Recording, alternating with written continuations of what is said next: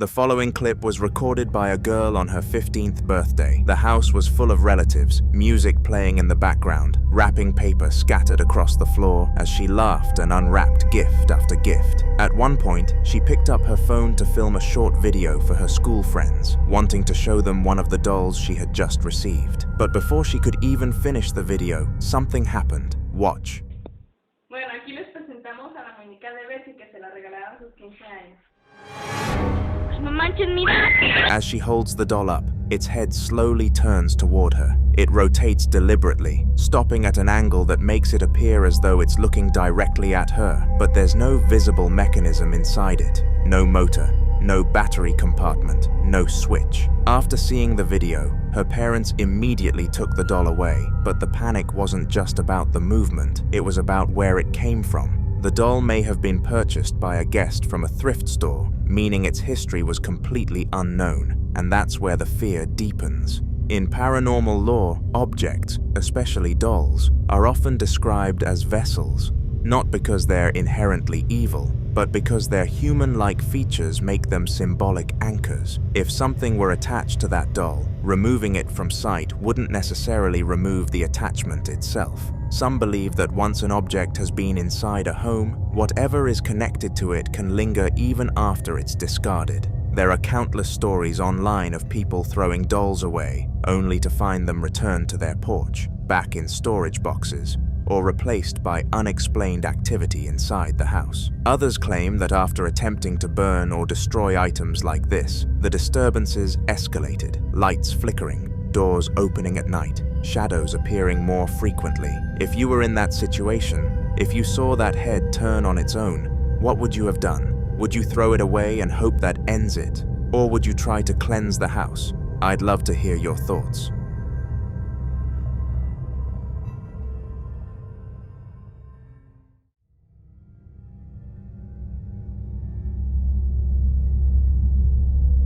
This next video was captured on a man's Ring camera late at night, and ever since reviewing the footage, he says he hasn't been able to look at his front yard the same way again. Watch. Caught this on my Ring camera last night.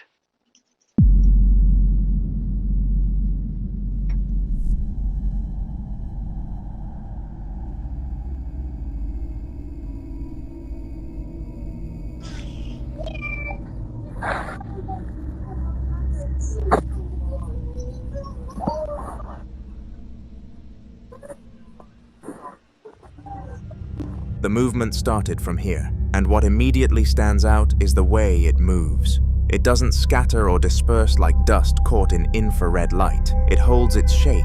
The outline remains strangely consistent, almost compact, as it floats forward. Many viewers initially suggested it could be dust, pollen, or an insect passing close to the lens. But typical dust particles caught in night vision tend to expand, blur, or fragment as they move. This form doesn't behave that way. It travels in a controlled path, maintaining structure before slowly fading from view. But that's not the only unsettling detail. In the audio, a faint voice can be heard, like a little girl saying, "We're here." The footage was recorded around 3 a.m., and at this time, no kid should be outside playing. Investigators sometimes warn that entities may mimic children's voices to seem harmless, drawing attention or curiosity rather than fear. But the phrase itself is unsettling. We're here, not I'm here, plural. If it was a trick of the audio system, it's an incredibly eerie coincidence. If it was a child's voice from somewhere off camera, why does it sound so close to the microphone? And if it wasn't either of those things, then what exactly was floating across his yard that night? And if that voice truly said what it sounds like it said, then the question isn't just what was there, but how many.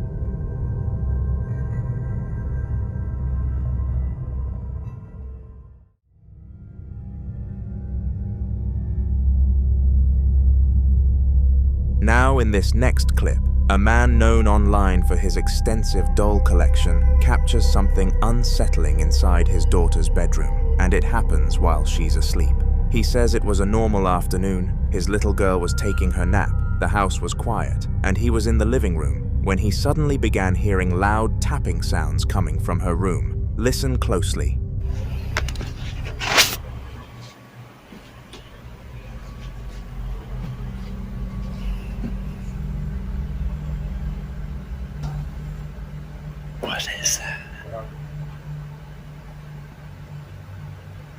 See, it ain't my daughter because she's snapping right there on the bed.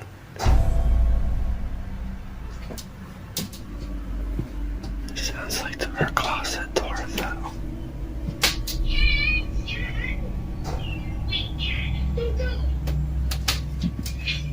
Try not to wake her up.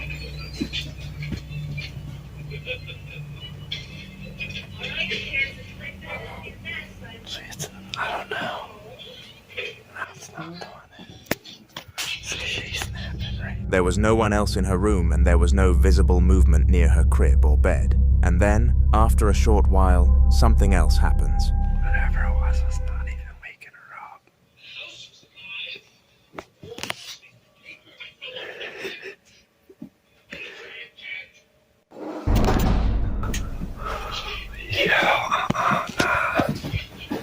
Nah.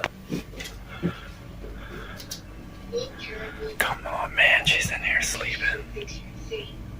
I don't know how that didn't even wake her up.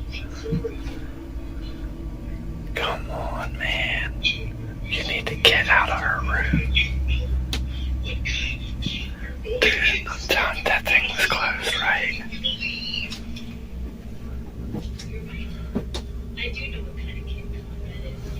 Come on, man. Now why is she sleeping?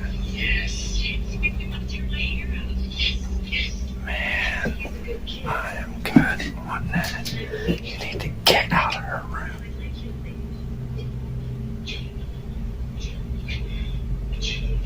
Play somewhere else.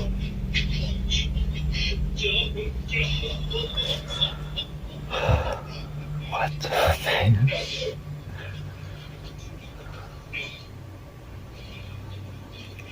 You need to stay out of her room.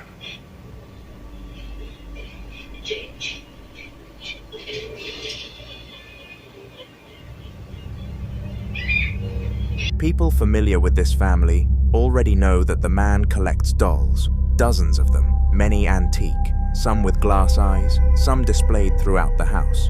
Over time, viewers have also claimed to spot strange shadows in the background of previous videos, objects slightly repositioned between cuts, and unexplained noises when no one else was home. Yet despite all of this, he continues to insist that whatever is in the house feels friendly. But that belief is what unsettles many viewers the most, because entities that begin subtly, tapping, knocking, light movement, don't always stay subtle. Some investigators warn that labeling something friendly too quickly can lower natural caution, especially when children are involved. So what exactly is sharing that house with them? I'd love to hear what you think about this one.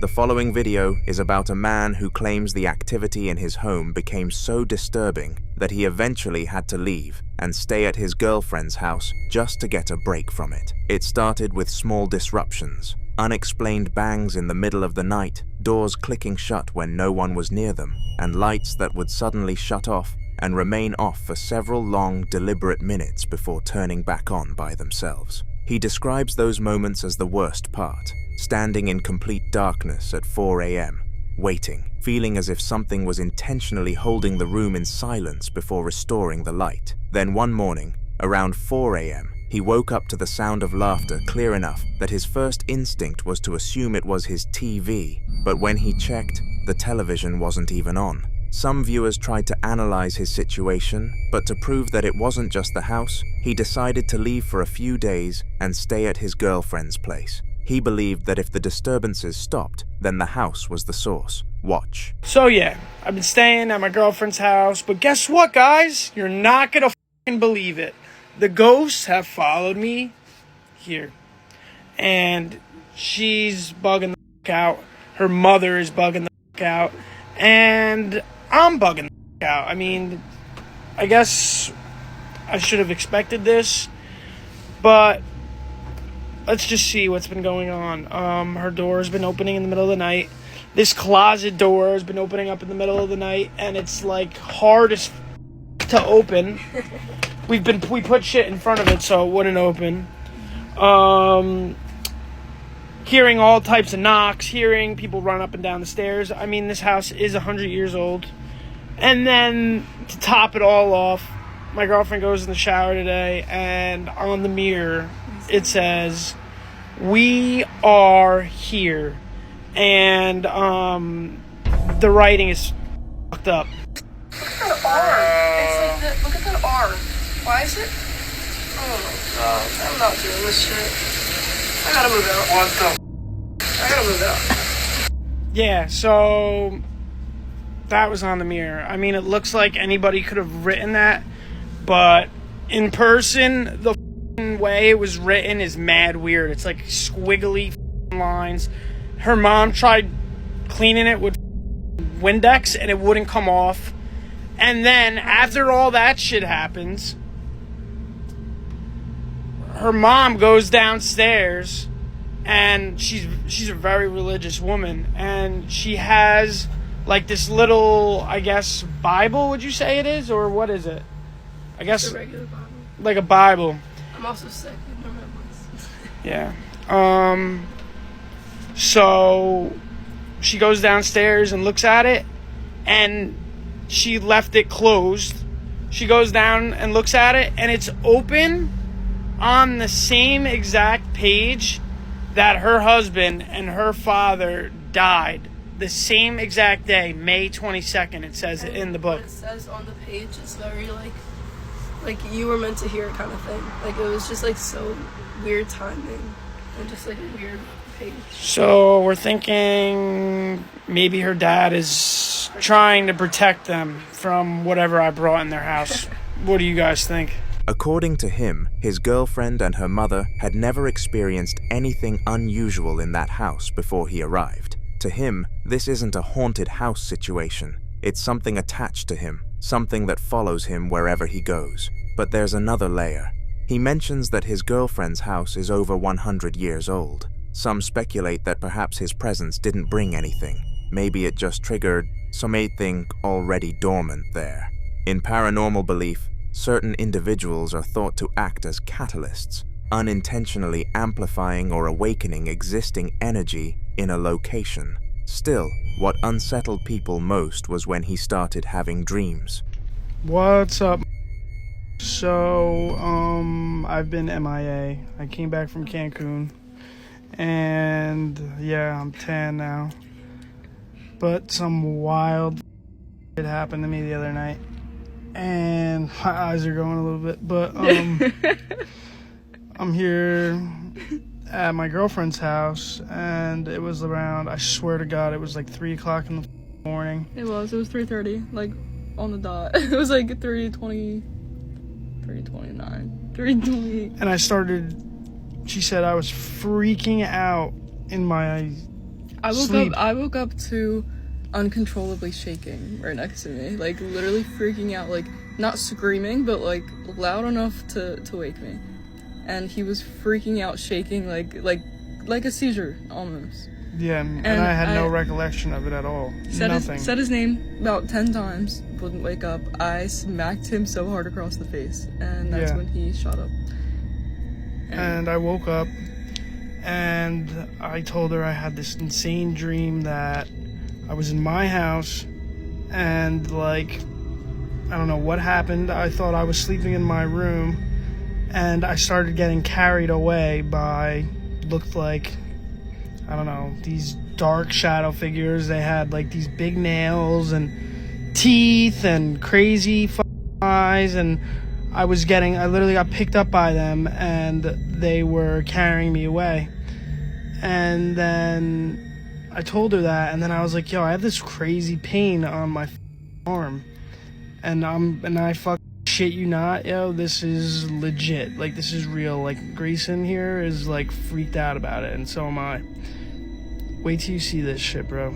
Wait till you see this shit. Look at that shit. Look at that shit.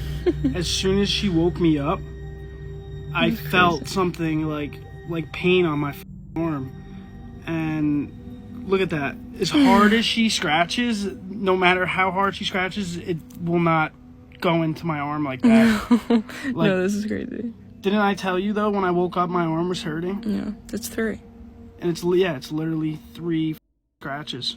2 long ones and a short one. Vivid dreams involving attack, paralysis, or shadow entities are sometimes interpreted as spiritual oppression, especially when they are accompanied by physical sensations.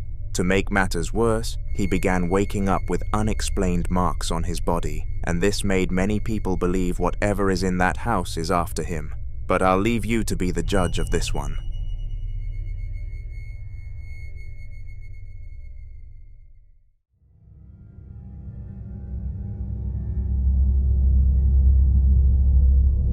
Now, in this next video, a man is simply filming an update for his followers. He explains that he's recently been uploading more political clips instead of his usual original content because he lost hours at his job and is currently searching for a new one. According to him, political topics are easier to gain traction with, and right now, views matter. While he was filming, this happened. Watch closely.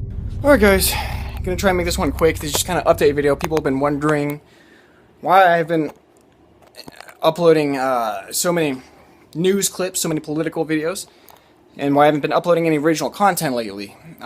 As you should know, the American election just happened, and I was getting kind of one video.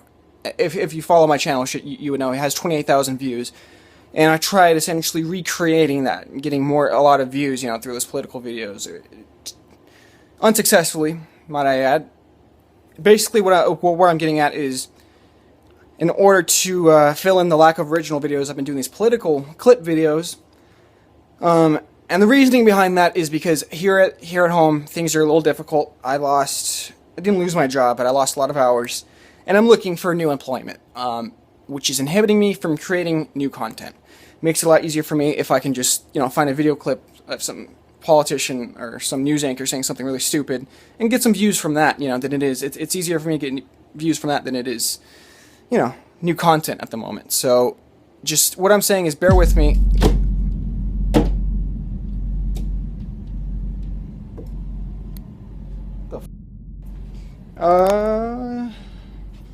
Yeah. It was weird.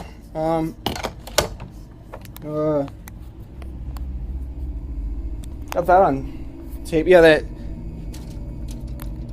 I know you guys aren't gonna believe that really just happened, but as you can see, there's no one in the room with me here. I've kind of chose this room because it was the only room in my house without someone in here. Yeah, that was guys. This isn't. It's a string, right? But that's just kind of an Ethernet cable. You could,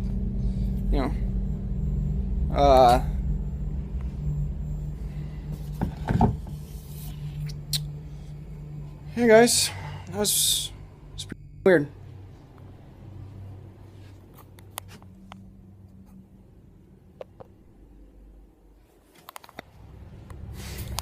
People often claim that activity can begin subtly, small disturbances, objects shifting, electronics malfunctioning, before escalating into something more noticeable. There's also the psychological layer. He mentions stress about work, finances, and change. And in certain beliefs, heightened emotional states are said to amplify unexplained phenomena, as if strong energy draws attention from something unseen. We can only hope this was a one-off situation, and not the beginning of something deciding to make itself known.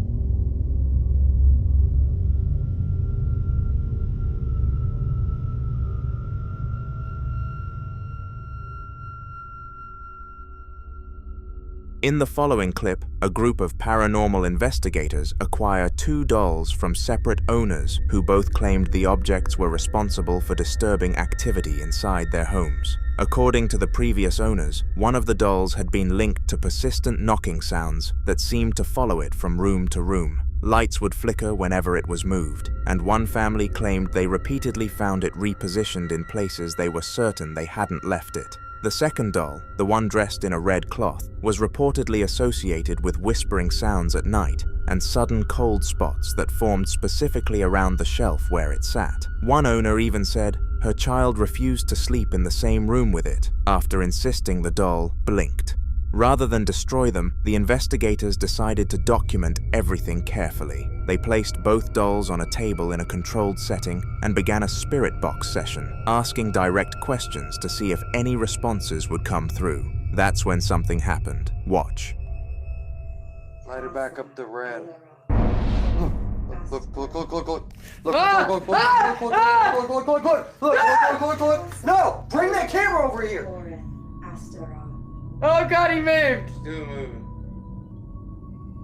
Did you catch it moving? I think I did, I don't know, I tried to run! Again. Look! You see it move? I caught it moving.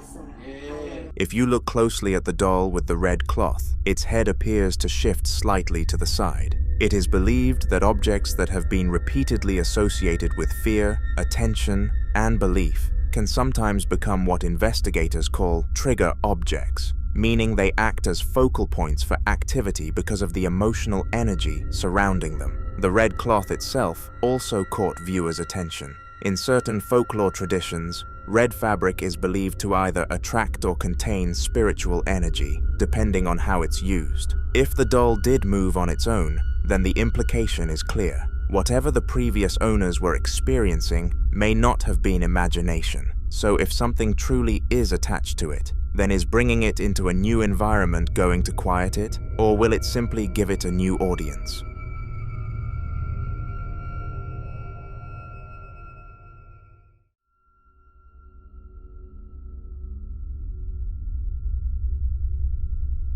Now in this next video, a man named Chris and his wife decided to install security cameras throughout their home after weeks of increasingly strange activity that neither of them could logically explain. It started subtly, small things out of place, the dog staring into corners of the room and growling at nothing visible, footsteps echoing faintly down the hallway after midnight. A few times, they heard what sounded like someone shifting their weight in the living room while they were upstairs. Once, Chris swears he heard a sigh directly behind him when no one was there. Eventually, they stopped brushing it off and installed cameras to see whether the disturbances had a visible source. One night, Chris was sitting in the living room with the dogs resting nearby when something happened that changed how he viewed the house entirely. Watch.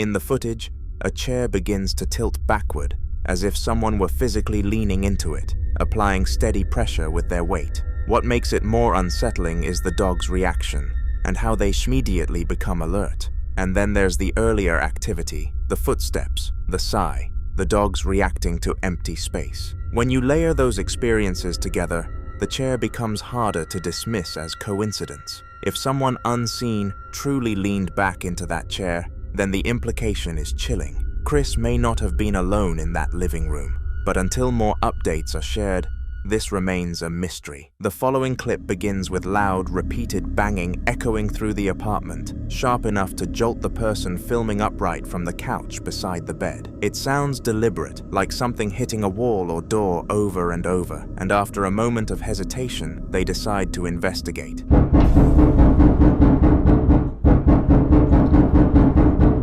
All right, let's investigate.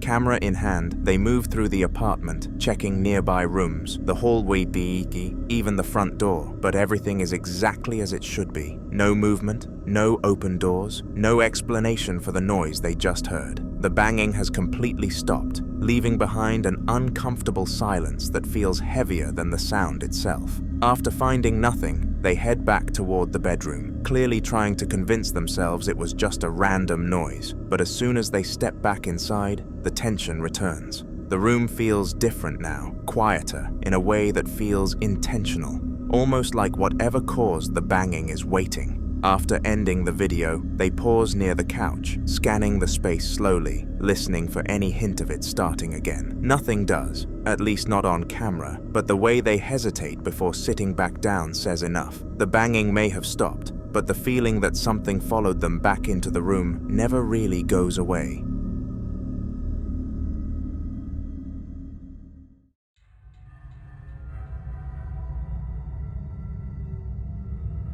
James had already been dealing with strange activity in his house for days, which is exactly why he had his phone ready when this moment happened. He starts recording as the door handle in front of him begins shaking violently, rattling back and forth with force that clearly isn't normal.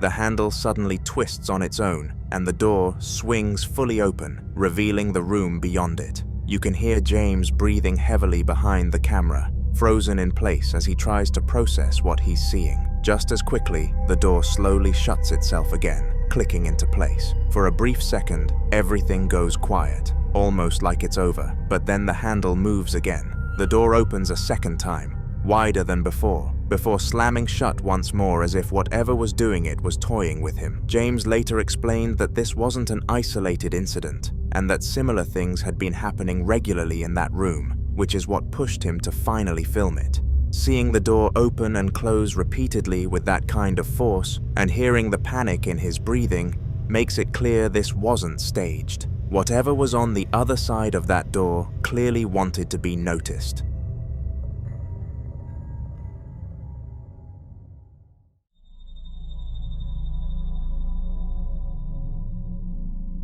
Late at night, two friends were standing in the hallway of a house that had already been making them uneasy when they decided to finally check the attic. Ali stood directly beneath the hatch, holding the long stick used to pull it open, while his friend filmed from a few steps back. Heavy banging could be heard coming from above, loud and deliberate, not like animals or loose pipes, but slow, forceful knocks that seemed to respond to their presence.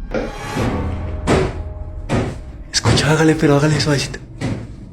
Espere, luego. Hágale.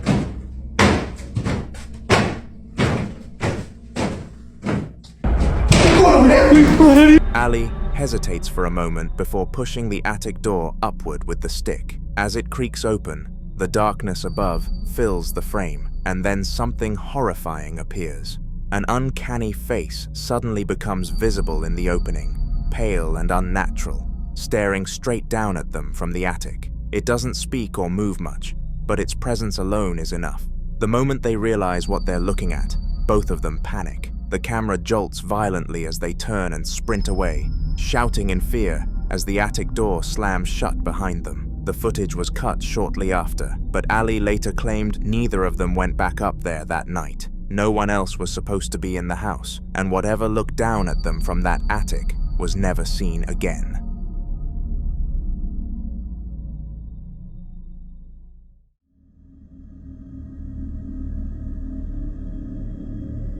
After weeks of dealing with things he couldn't explain inside the house, Tanner finally decided he needed some air and a break from whatever had been going on. He stepped outside with his phone, filming casually while talking to the camera about how tense everything had been lately, saying he just wanted to clear his head. The area around him looked empty and quiet, and nothing seemed out of place at first.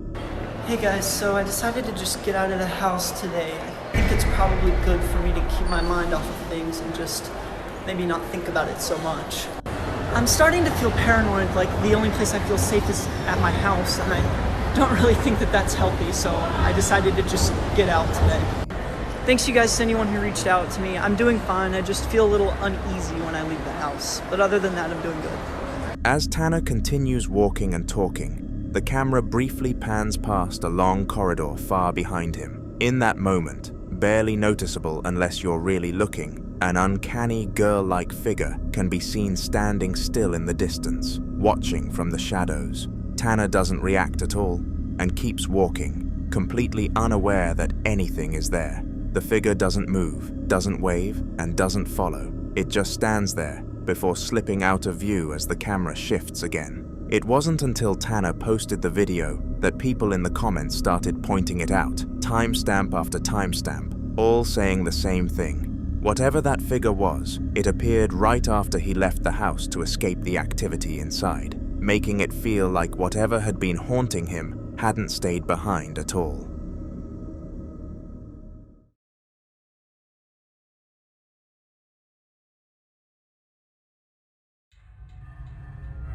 Three friends were standing in the water together, laughing and getting ready to take an underwater selfie together, the camera already recording as they counted down and hyped each other up.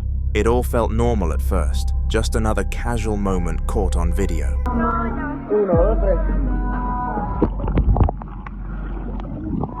As they prepare to dive in, a fourth figure suddenly appears behind them in the frame. It looks like a person standing just a few steps back, close enough that there's no way they could have slipped away unnoticed. The friends don't react at all, clearly unaware that anyone else is there. Seconds later, the three of them dive forward into the water together, splashing out of frame. But the strange part is what happens next. The fourth person never moves, never steps aside, and never exits the shot. When the camera steadies again, there's no one behind them at all. No swimmer surfacing, no footsteps, no disturbance in the water that would explain where that person went. Viewers slowed the footage down frame by frame, and there's no point where the figure can be seen leaving. It's as if they were never really there to begin with. The clip ends shortly after, but that unexplained extra person has left people convinced something impossible wandered into the shot for just a few seconds.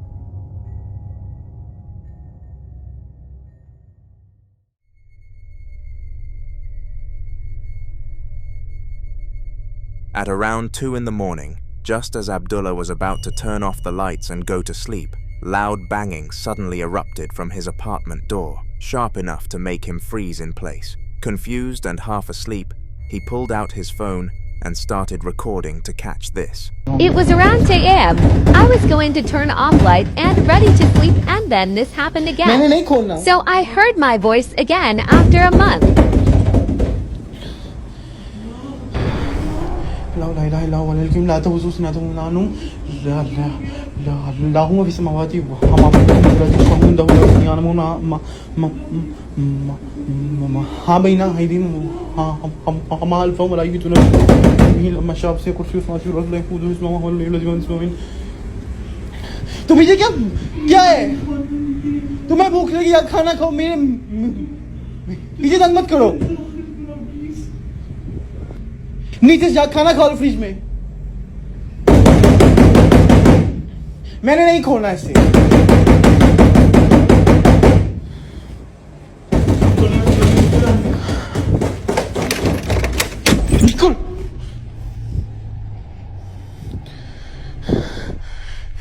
From the other side of the door, a voice could be heard begging to be let inside, repeating itself over and over, saying it was hungry and wanted to eat something.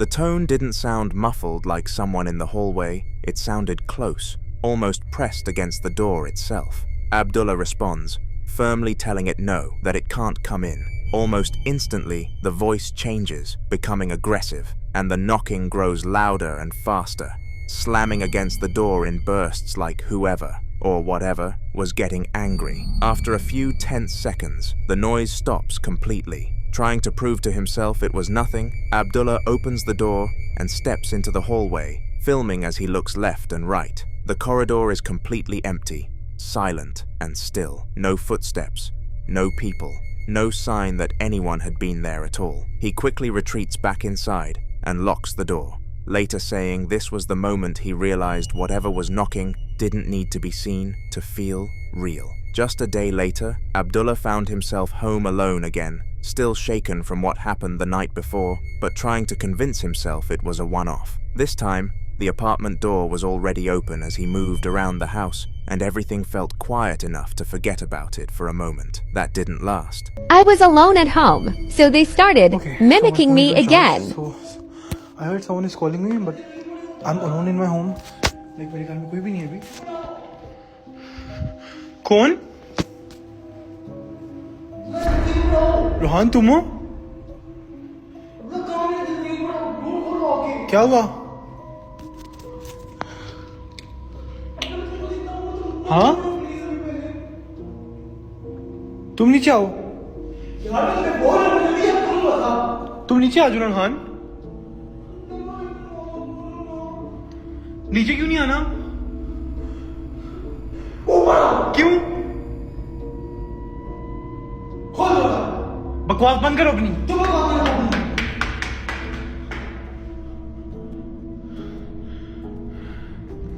कौन था? बोलो. Room में है ना कोई? मेरी एक बात अपने जेब में.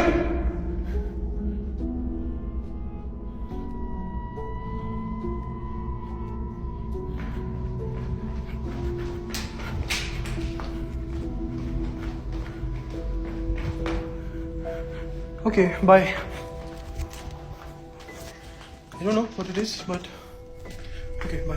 From somewhere upstairs, a voice suddenly echoes down toward him, clear and deliberate, telling him to come up and get back to work. Abdullah freezes when he realizes the voice sounds exactly like his own. Before he can react, it changes again, perfectly mimicking his brother's voice instead, calling his name the same way his brother always does. The switch is instant and unsettling, like whatever it is knows them both. Abdullah shouts back, telling it to keep its mouth shut, his voice shaking more than he wants to admit. Immediately after that, everything goes silent. No footsteps, no movement, nothing at all. Trying to prove to himself it's not real, he runs upstairs with his phone still recording, checking every room along the way. Of course, there's nobody there. Later, Abdullah said the silence was worse than the voice because it felt intentional, like whatever was speaking chose to stop only after he confronted it.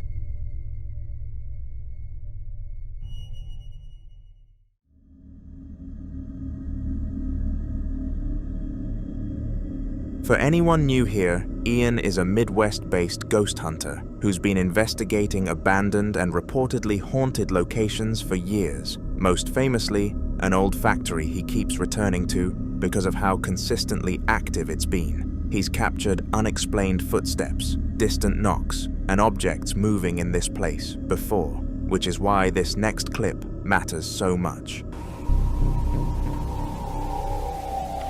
If there's anyone up here, could you make a sound?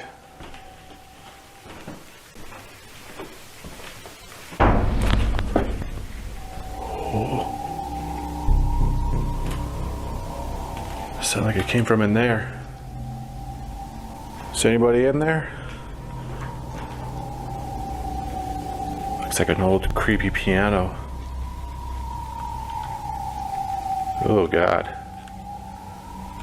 That's creepy. Hello? Ooh. That was loud.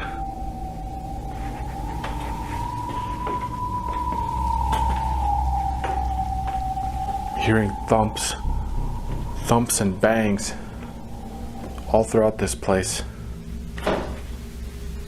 Oh my God.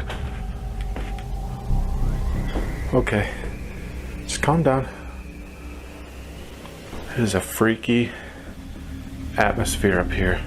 Ian is standing alone inside the factory again, filming the second floor and calmly asking if anyone is up there, requesting that whatever's present make a sound. Almost immediately, a loud bang echoes from a nearby room. Ian heads straight toward it, calling out as he goes, but when he reaches the room, it's completely empty, except for an old, dust-covered piano sitting against the wall. No signs of anyone, nowhere to hide. As he's taking it in, another knock rings out, this time closer, then another and another. Each one sounds deliberate, like a response rather than random noise. Ian keeps the camera steady, clearly unsettled now, slowly turning in place to show there's still no one around him. The factory stays silent between the knocks, making each one feel intentional, almost conversational. It's moments like this that keep pulling him back to this location, because whatever is in that factory doesn't just make noise, it answers. For the past hour, Christian says he'd been hearing strange knocking sounds coming from his kitchen. Soft at first, but frequent enough that he finally grabbed his phone to record. He walks in slowly, clearly tense, trying to catch whatever has been making the noise. Hey guys, I've been hearing this really weird knocking coming from my kitchen for like the last hour. What the hell? No way.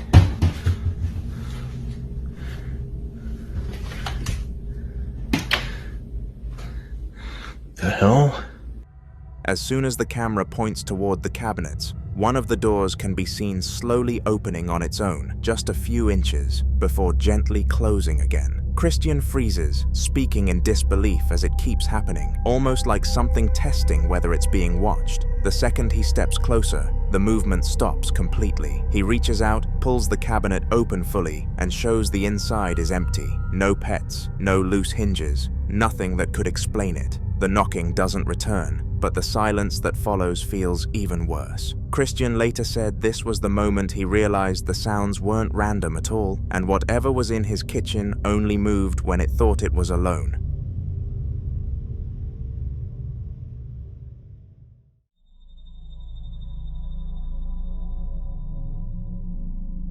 Andos was home alone late at night, sitting at his computer when he heard a strange noise coming from somewhere outside his room. At first, it sounded almost like a voice, muffled and distant, the kind of noise you can convince yourself is just a neighbor or something outside.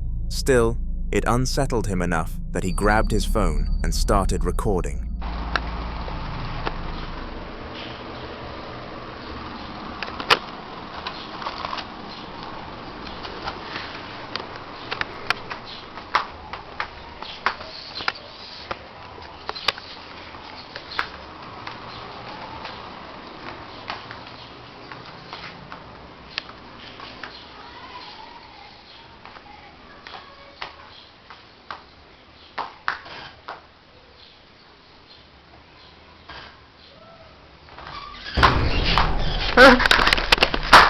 He steps outside for a moment, scanning the area, then comes back in, and slowly walks through the house, checking room after room to prove nothing's there. Everything seems normal, quiet again, almost embarrassingly so.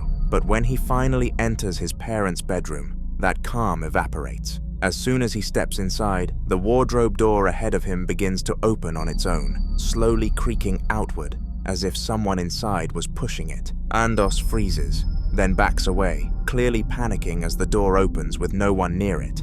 He insists nobody else was in the house, and there was no draft strong enough to cause it. After that night, he said he stopped staying in that room altogether, convinced whatever made that noise earlier was waiting for him to come back.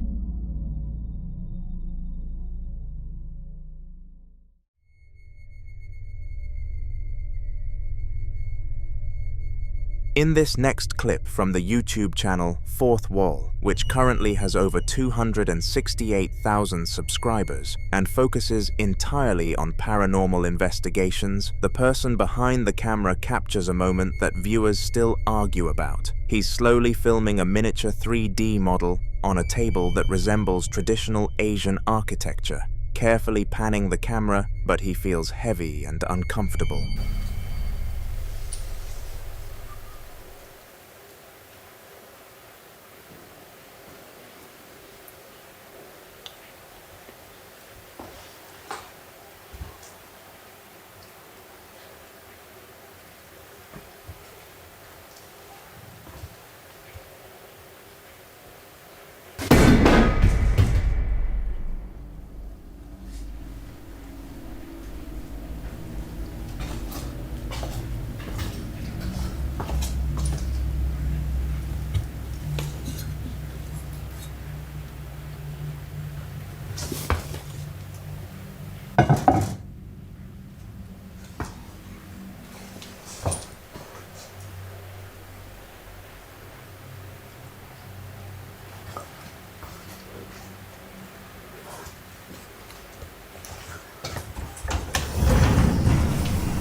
As he steps closer to the model, something unsettling happens off to his left. A small Buddha statue suddenly tips over and falls straight to the ground without being touched. The sound cuts through the room, instantly changing the mood. He freezes, then turns the camera to show there's nothing near it that could have caused the fall. No vibration, no movement, no one else present. What makes this moment even more disturbing to viewers is the symbolism. Many believe that if a presence is strong enough to knock over a religious figure, especially one associated with peace and protection, it could suggest whatever is there doesn't belong or doesn't want it to be acknowledged.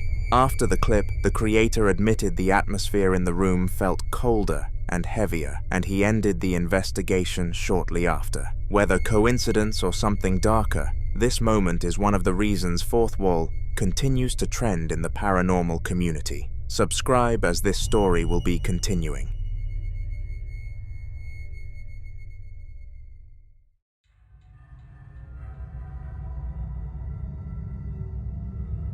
In the following video, the man recording keeps the camera steady, zooming slightly as the movement behind the curtain becomes harder to ignore. The shadow paces back and forth with a clear, human-like shape, its head and shoulders briefly outlined as it passes the thin fabric again and again. Hey, ¿qué pedo? Mamen, si ven eso. ¡Qué verga!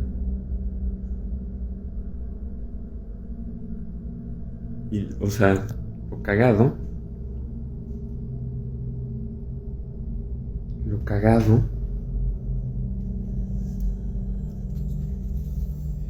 es que estoy en un segundo piso.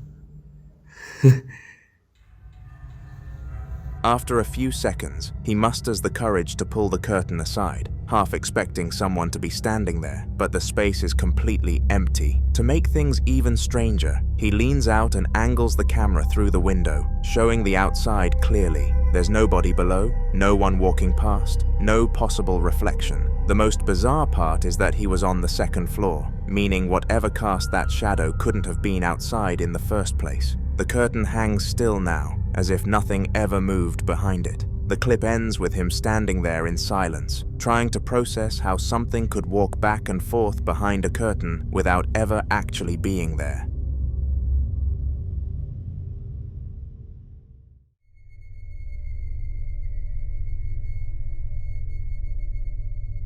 A woman was out walking her Labrador along a quiet trail, filming casually as the dog kept pulling hard toward the woods, unusually fixated on something off the path. She laughs it off at first, assuming the dog just caught a scent, but the way it keeps resisting and staring makes her turn the camera in that direction.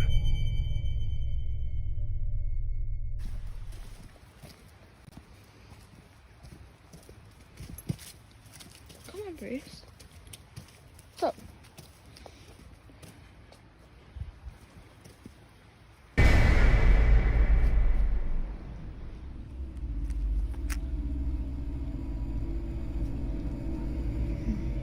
Come on. Come on. Oi. Come on. Bruce. Come on.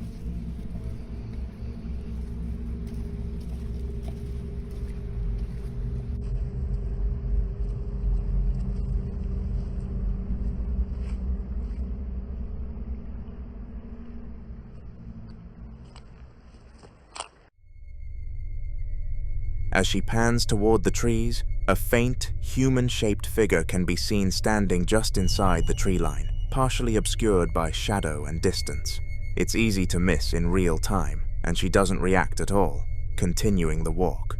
A few moments later, as the dog pulls again and she films the same area, the figure appears once more, this time slipping behind the nearest tree as if it's actively trying not to be seen. The movement is slow and deliberate, not like an animal. She walks on completely unaware, but she later pointed out the figure frame by frame when editing the video. Paired with the dog's sudden, intense behavior, many believe whatever was watching her knew exactly what it was doing and chose to stay hidden.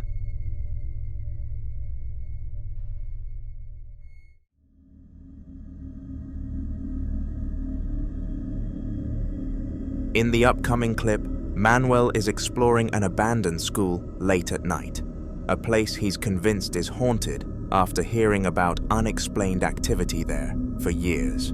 The building is silent except for his footsteps echoing through the empty halls as he films, slowly making his way toward the area where most of the reports seem to come from. The further he goes, the heavier the atmosphere feels, like the air itself is tense. Para que vean que no es inventado, o sea, no tengo ningún otro dispositivo. La bocina la tengo aquí, o sea, no hay otro medio, estoy grabando con mi teléfono, un único teléfono. Y nuevamente escuché ruidos. Maldita sea.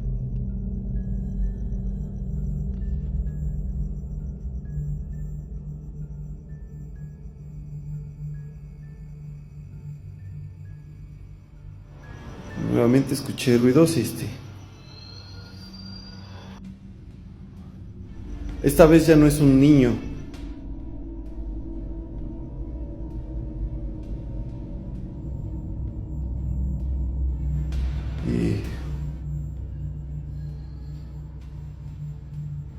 No mames.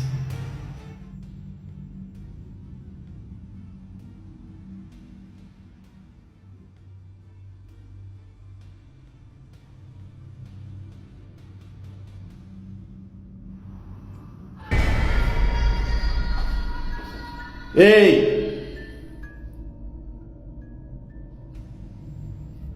¿Quién está ahí?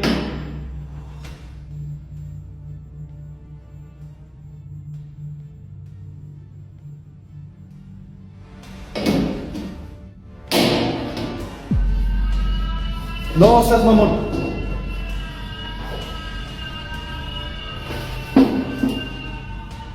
Ay, no seas mamón.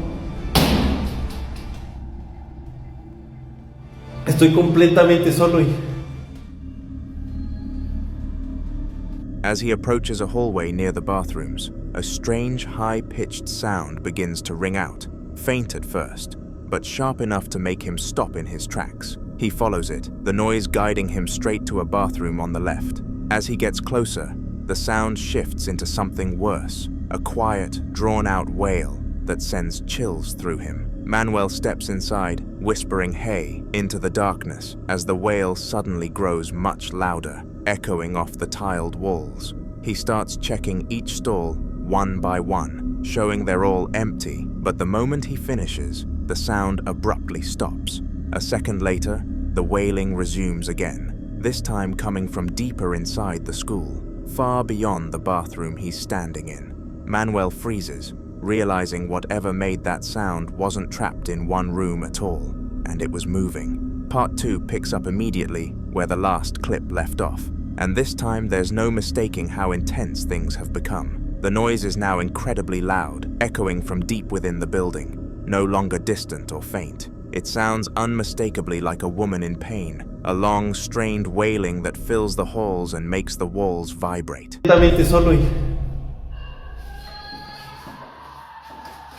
Güey, ¿qué pedo?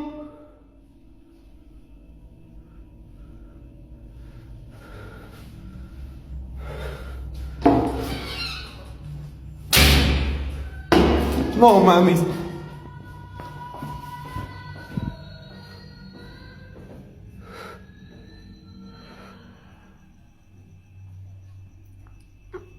No mames, y justamente en el baño de... ¿Quién está ahí?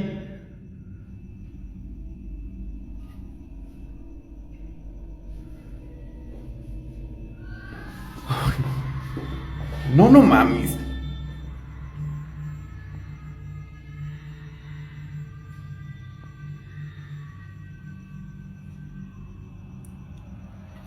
¿Quién está ahí?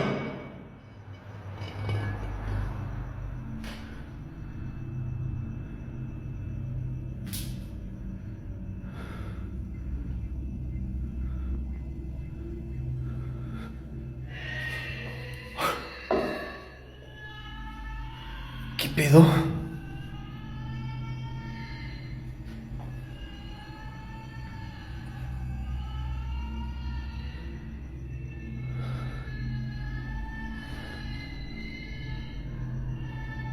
mames, qué pe...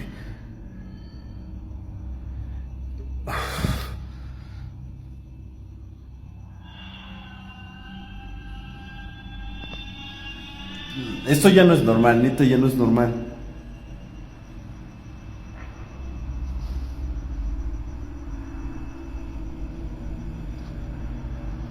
No mames, se sintió algo bien cabrón esta parte de aquí.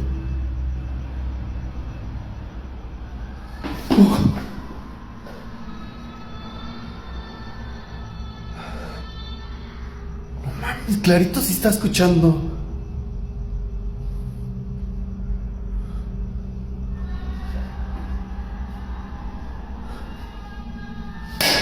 Salga.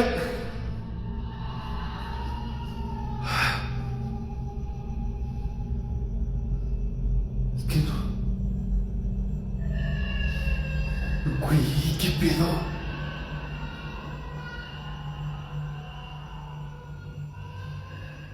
O sea, ella está aquí.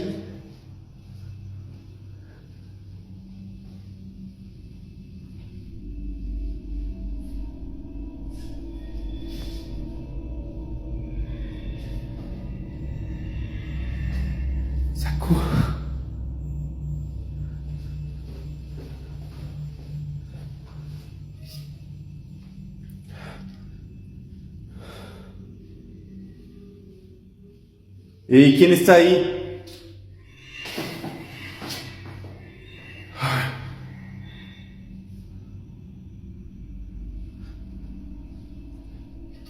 ¿Quién está ahí?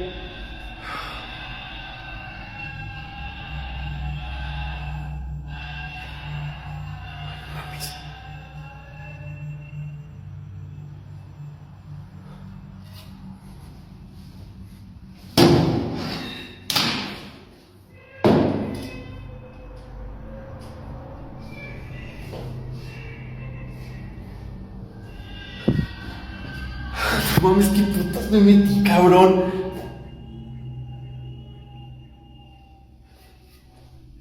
Hola.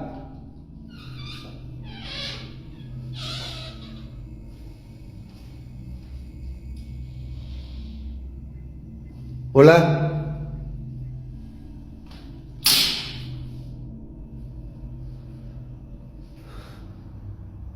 Ay, no mames, no, ya no hay.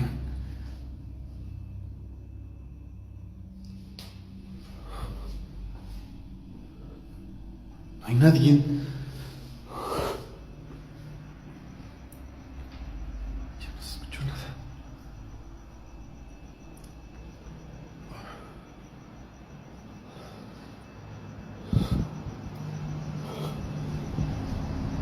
Rayos.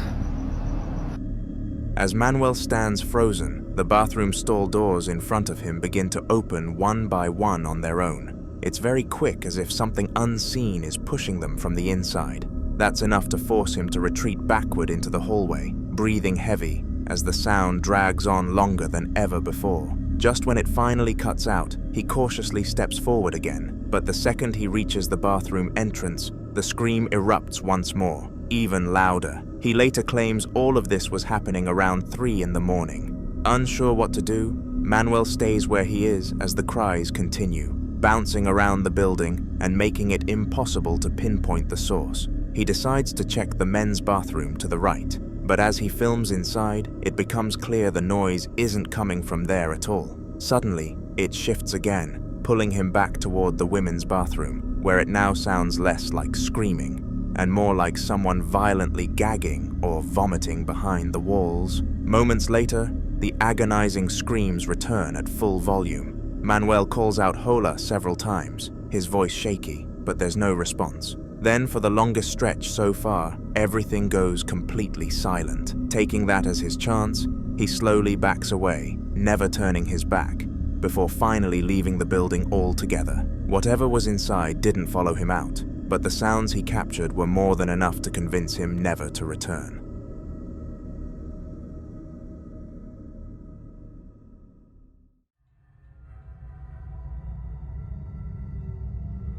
Thomas had already been dealing with strange noises in the house for weeks, but this was the first time he decided to actually record anything. Late one night, convinced the sounds were coming from above him, he grabbed his phone, climbed up to the attic entrance. The footage shows him pulling the attic door open and shining his light into the darkness, calling out hello several times, half joking and half genuinely nervous. The attic is completely unlit, stretching out farther than expected, filled with old boxes and shadows that seem to swallow the beam of his torch. Take a look. Thought I heard something.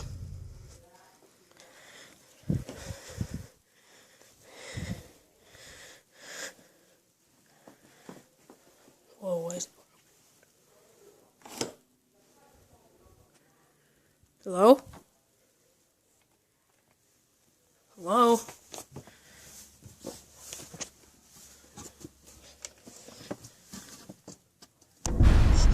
Oh God!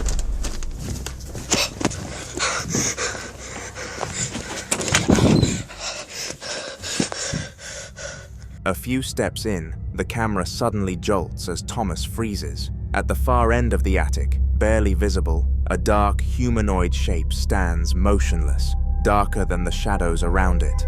It doesn't move, but the longer he looks, the clearer it becomes that it isn't just an object. Panic sets in instantly. Thomas spins around and bolts back toward the stairs, breathing hard as the footage turns chaotic. The camera cuts out shortly after, once he reaches the hallway below and has to stop to catch his breath. After the incident, Thomas explained how difficult it was convincing his parents that what he saw was real. They initially brushed it off as nerves or imagination, but after hearing the recording and noticing that the attic noises didn't stop, they finally took it seriously. The family ended up barricading the attic door completely, stacking furniture beneath it and sealing it shut. Thomas says the sounds have quieted since then, but he refuses to go anywhere near that part of the house again. Whatever he saw up there was enough to change everyone's mind. Derek is exploring an abandoned house sitting alone on top of a hill, completely isolated from everything else around it. For reasons that aren't exactly clear, he chose to go inside by himself, recording as he moves through the decaying rooms and empty hallways. The place looks unstable, quiet in a way that makes every small sound feel louder than it should. Then he pauses, convinced he hears someone or something inside with him, a noise that doesn't sound like the building settling. Hermaphrodite.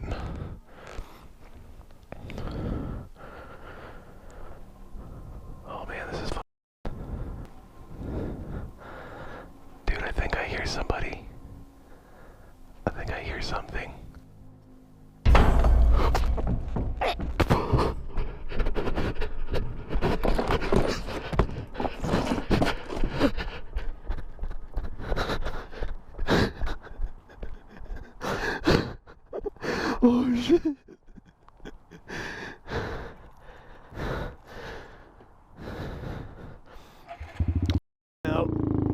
hell?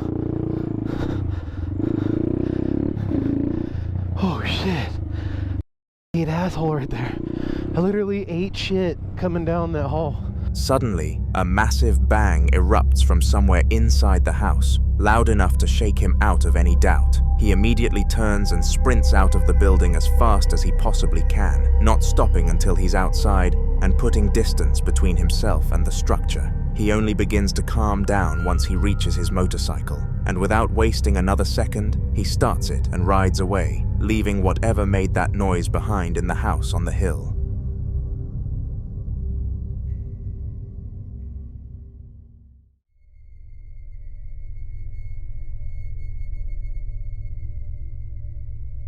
In the following video, Jose is inside a reportedly haunted hospital at 6:40 in the morning, a time when the building should be completely still. As he records, distinctive movement sounds can be heard coming from deeper within the structure, not random creaks, but steady noises, like something shifting or walking. He stops to listen, and the sounds suddenly cut off, leaving a heavy silence in their place.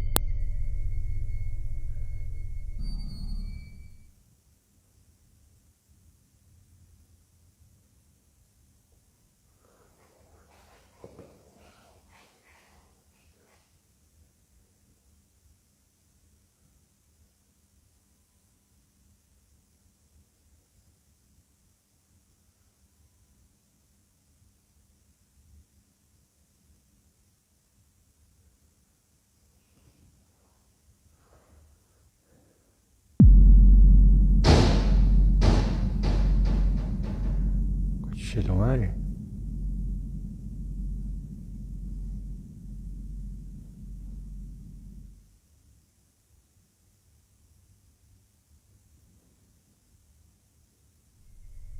He slowly pans his camera toward a corridor ahead, and a white wisp-like shape crosses from one side to the other, before a door at the end of the hallway slams shut with force. The moment is clear on camera, the movement too defined to brush off as dust or light, and there's no visible reason for the door to move. With no wind and no one else inside, it feels less like coincidence and more like a presence making itself known.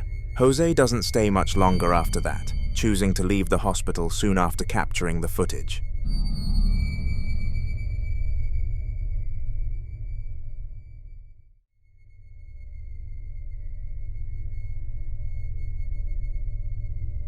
In this clip, a man named Diaz is recording from the window of his home in Mexico after hearing strange screams echoing through his neighborhood. The sounds are loud and drawn out, almost like an animal in distress, but there's something off about them, something that doesn't match any normal wildlife people are used to hearing. He scans the street and nearby areas with his camera, clearly confused, trying to locate the source.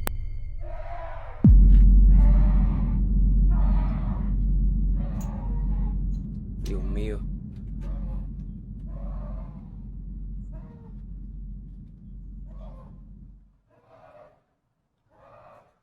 Dios mío, santo. Mami, algo le está pasando al muchacho, gorda. ¿Escuchas? Vamos a ver.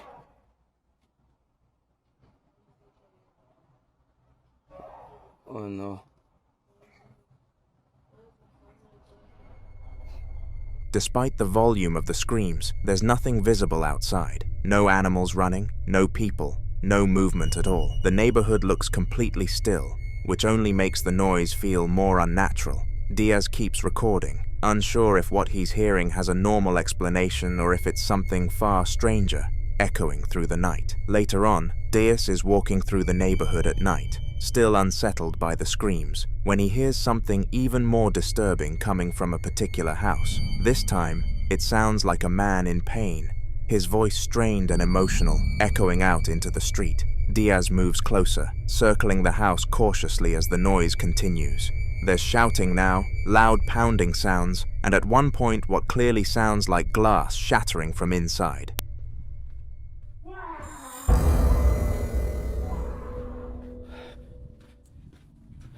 Dios santo.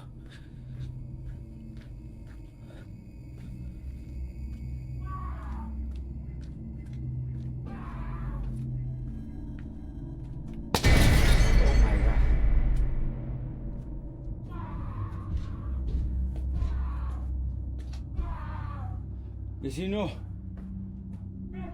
You okay? No. No. No. Dios te bendiga.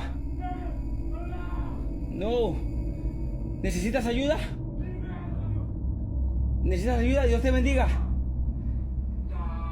Vengo en el nombre de Jesús. En el nombre de Jesús. Vengo en el nombre de Jesús. Dios te libre. Dios te guarde, vecino. Dios te guarde. Dios te guarde. Jesús de Nazaret. Jesús. Jesús. He looks through a window and can see someone inside, visibly angry and distressed, moving erratically as if arguing with Diaz through the window, which indicates they know one another. The behavior feels intense and unnatural, leading some viewers to wonder if it could be some kind of possession rather than a normal argument. Diaz keeps speaking calmly from outside, trying to soothe the situation with his voice, repeatedly saying the name Jesus until the chaos inside seems to settle, leaving the house quiet once again. He later finds himself inside his own house for once, still recording with the tension from earlier events clearly weighing on him as the atmosphere feels heavy and silent. Out of nowhere, a firm knocking sound hits the door he is facing, loud enough to echo through the space and make him freeze in place. It happens again, deliberate and controlled, not like something falling or shifting naturally. Gente, son las 2 de la mañana, me intentaron abrir la puerta, bueno, la tocaron primero y la intentaron como abrir. Luego pues yo me fui al cuarto de las niñas. A ver, ahí está otra vez. Vean, pero vean que no es nadie. Son las 2 de la mañana. Exactamente.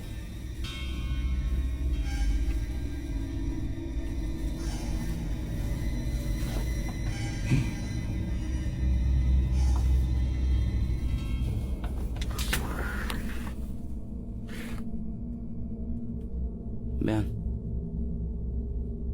No es nadie. Y ese güey que... Pinche gato feo, ya te había visto yo por aquí. La sangre de Cristo te reprenda. Mari, tráeme la sal. Tráeme la sal, Mari, tráeme la sal, corre. Diaz quickly moves, circling through the house to check the front window to see if someone could have caused it. But outside there is nothing that makes sense. No people, no movement, no sign of anyone walking away. The only thing visible is a single cat sitting still and staring directly toward him through the window.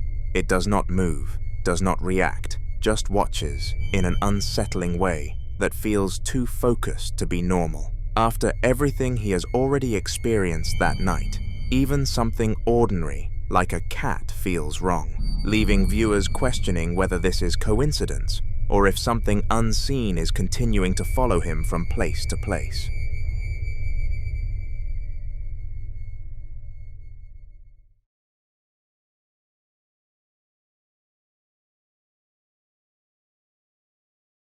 In the most normal situation possible, Dave is in the bathroom when he suddenly hears a strange beeping sound coming from downstairs, specifically from the direction of his fridge. Confused and a little uneasy, he heads down the steps toward the basement to check it out, camera in hand.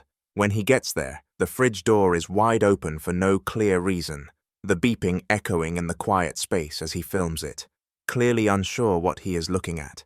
He stays on the steps for a while, just watching, like he is waiting for something else to happen. Right, I just started recording again. Because I'm sat on the toilet and I can hear something beeping downstairs, and the only thing that beeps like that is the fridge. Oh, like if it only beeps like that when the fridge door is open. I don't even want to look. Oh my.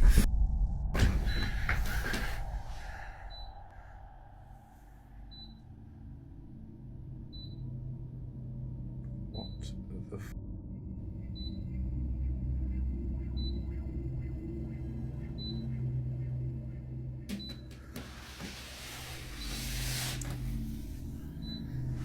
Just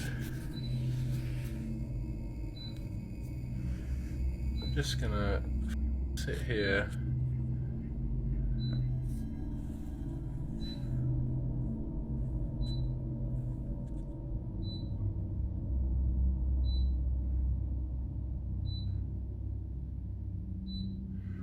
Whoa, did that wire just move?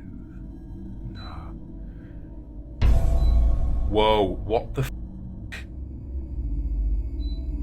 What the f?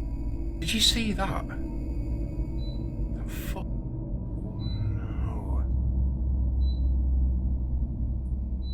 It's actually moving, man. It looks like a snake or some shit. What the f?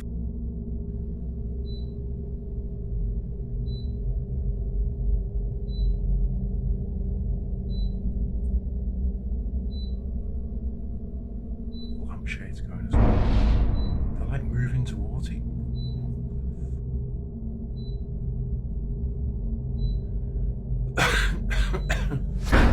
Whoa!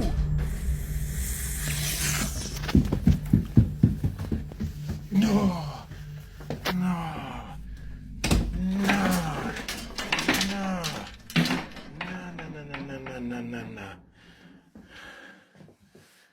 After a few tense seconds, a wire sitting in a bowl on top of the fridge slowly begins to move, sliding upward and extending out of the bowl in a way that looks almost alive, hanging forward like a snake stretching towards something.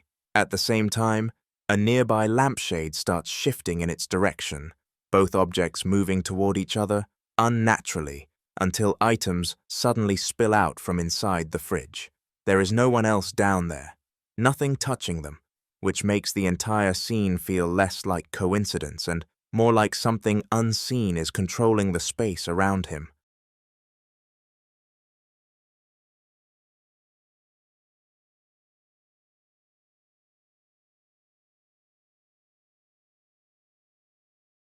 During a K9 search of the Watts family home connected to an unpublished crime, officers were carefully moving through the house with their dogs, checking each room methodically while documenting everything on camera. The atmosphere already feels tense, not just because of the case, but because of how quiet and heavy the house seems, like the walls themselves are holding on to something.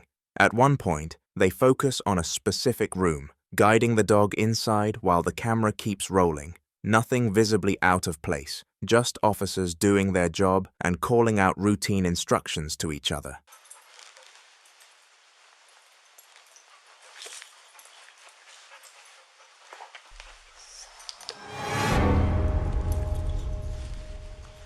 Here's a pair of her shorts.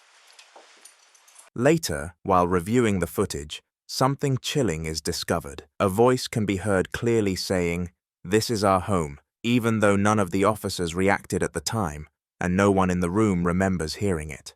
The fact that it was only captured on the recording and went unnoticed in the moment makes it feel even more unsettling, as if whatever said it was not meant for them to hear directly. It adds a whole new layer of unease to an already disturbing investigation. But this isn't the only thing they heard that night. They continue the search by moving into the garage area, scanning for anything that could be connected to the case, their eyes passing over shelves, storage boxes, and tools, while the K9 unit sniffs along the ground. Nothing looks obviously disturbed, and the officers speak in low, routine tones, focused entirely on the task at hand, unaware that the camera may be catching more than just the investigation itself.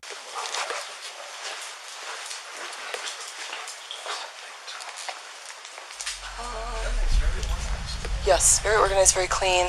During later review of the footage, another unsettling detail surfaces. A faint whisper can be heard, quiet but distinct, saying something told her, the words slipping into the audio without any clear source. Once again, none of the officers in the garage reacted in the moment, and no one recalls hearing a voice while they were inside. The fact that multiple unexplained voices are being picked up only through the recording begins to paint a disturbing pattern, making the house feel less like an empty crime scene and more like a place still occupied by something unseen. For many viewers, Moments like this practically confirm the location's haunted reputation, especially when the people present never heard a thing at the time. The following video is about Nate, who still hasn't been able to figure out what exactly he's dealing with, or what approach to use to make it stop. Over time, the activity in his house hasn't faded or stabilized. It's escalated. He started waking up with unexplained scratches on his body, hearing footsteps when no one else is home, and noticing areas of the house where his dog refuses to go. But this particular morning was different. Watch closely. All right, guys.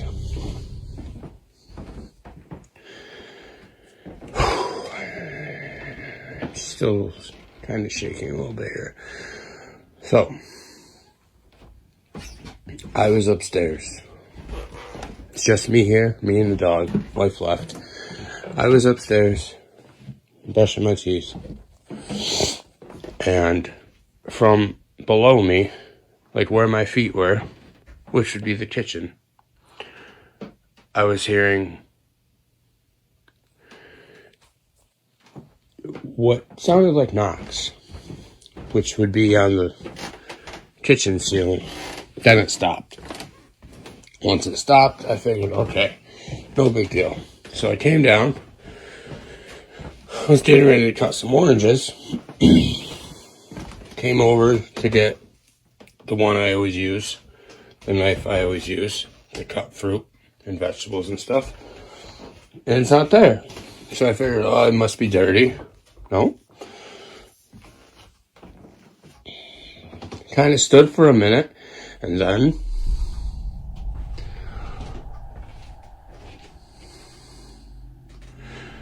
like, what the f on here? Like, in this house. This is a different level. This is not right. This is this is not.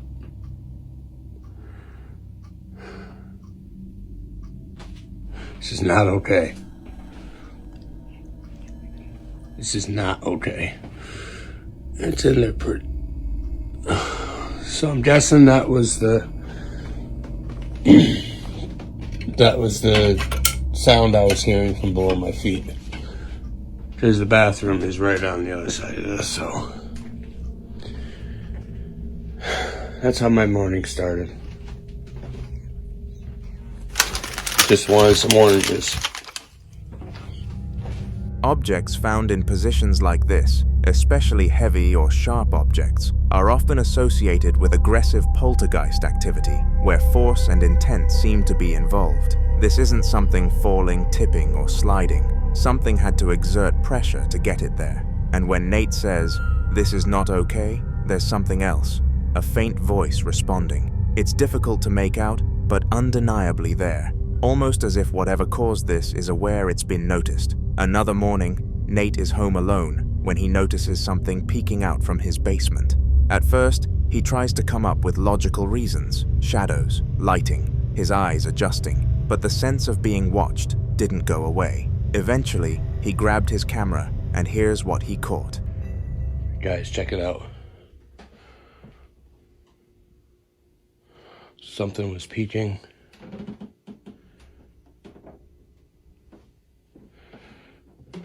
Right out. From the basement. I wanted to see if we can catch it. The end of it. But it was like right by the bed.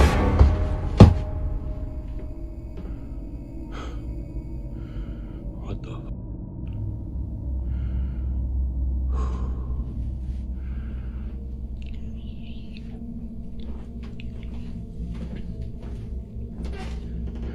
This has been the third morning in a row.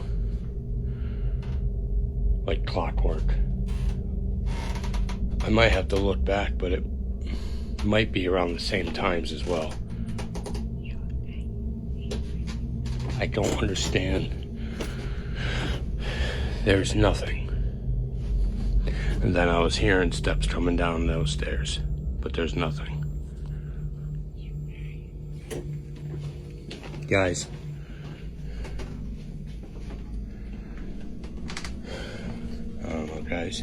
maybe we can.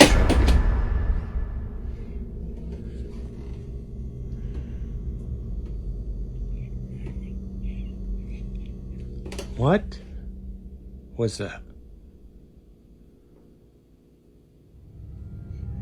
For many viewers, the most unsettling part isn't even the shape peeking from the basement, it's the whispering.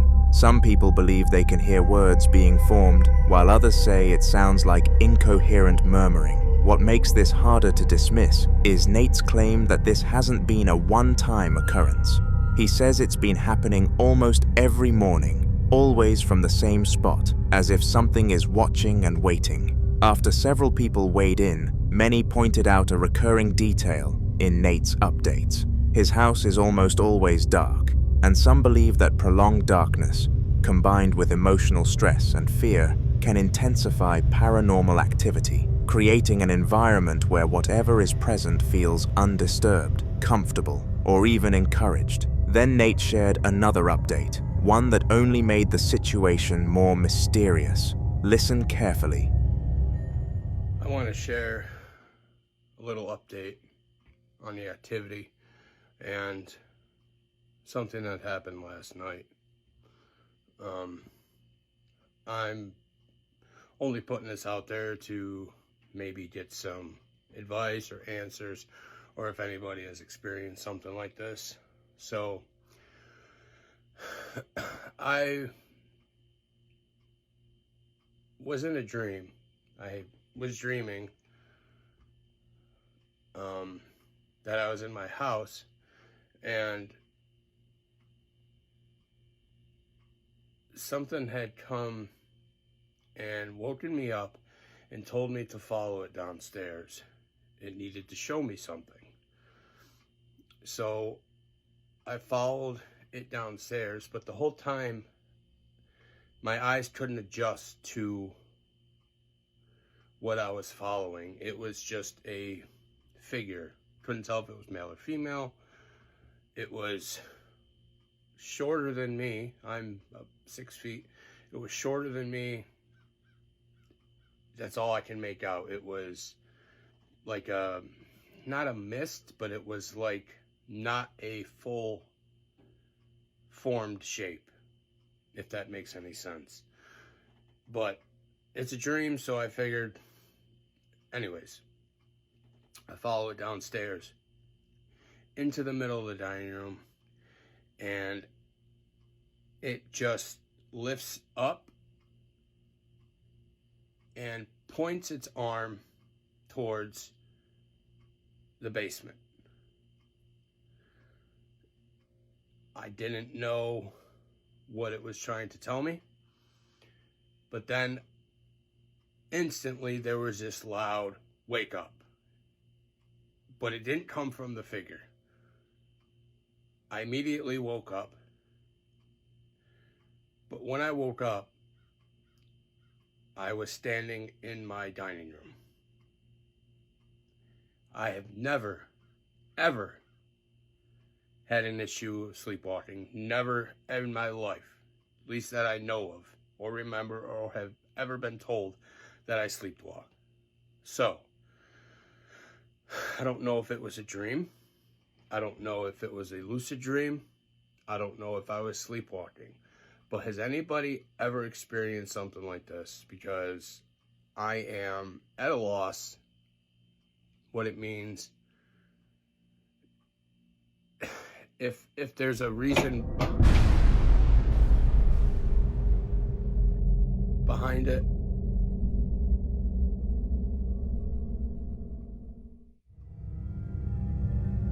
He believes that whatever woke him may have been a warning, possibly his spirit guides, stopping him from going into the basement. From his perspective, the whispers, the peeking, and the activity all seem like attempts to lure him closer to whatever is down there. But others see it completely differently.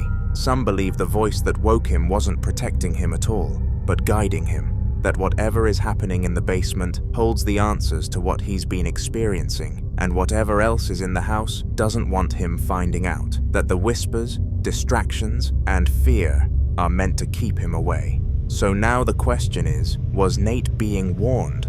Or was he being invited? And if something does want him in that basement, the real question is why? I'd love to hear your thoughts.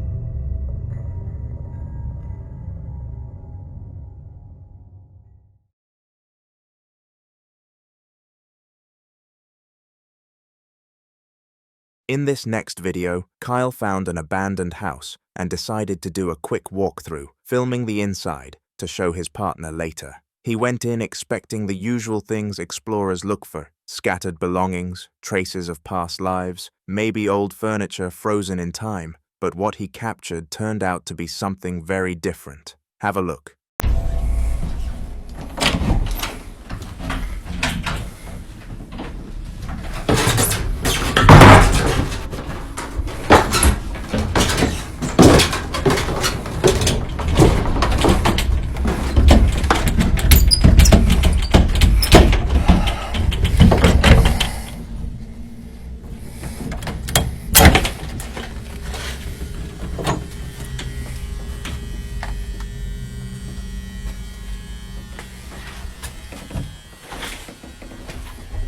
Just in case you missed it, within the first few seconds of the video, there are several details that immediately stand out. A black cat is seen inside the abandoned house, which is strange on its own, considering how rarely animals stay inside unstable, empty structures for long. In medieval European folklore, black cats were believed to be familiars, supernatural beings or animal-shaped entities said to assist in dark practices. They weren't viewed as ordinary animals, but as extensions of something else, something unseen. In other cultures, black cats were considered omens of death. One 16th century Italian superstition even claimed that if a black cat lay on a sick person's bed, death would soon follow. Because of these beliefs, the presence of a black cat in an already badly abandoned, decaying structure has long been associated with places thought to be spiritually active. Almost immediately after he saw the black cat, a door was shaking violently, even though no one else was inside the building. There's no visible draft, no footsteps, no movement nearby that would explain it. On top of that, faint orbs drift through the frame, and an odd sound can be heard in the background. But one of the most unsettling details is something Kyle himself didn't even notice at the time. What's unsettling is how layered the activity feels. The cat, the shaking door, the orbs, and the sound. None of them happen in isolation, and together they create the sense that Kyle may not have been as alone as he thought. But it's not just his experiences at abandoned places that keeps viewers on the edge of their seats. For context, Kyle is someone who frequently explores abandoned places, and his partner happens to collect strange dolls. So when he shared what things look like at home, many viewers weren't surprised, but they were still disturbed. Watch this. Just got home from work. This needs to stop. I need help, please.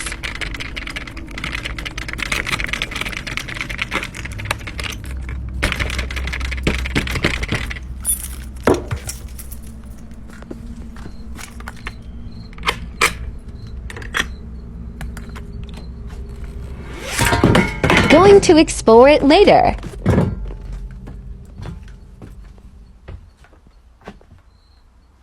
When she got home, the door was rattling like someone was trying to get out. But the moment she entered, there's no one there, and the doll by the window was no longer there. No one entered the room, no one touched it. It was simply gone. Some viewers believe the activity from the abandoned house may have followed him home, not necessarily attached to him, but drawn to familiar objects, especially dolls, which are often believed to act as conduits or focal points for paranormal energy. Others think it's something that was already present in their home, and that Kyle's exploration may have stirred it up.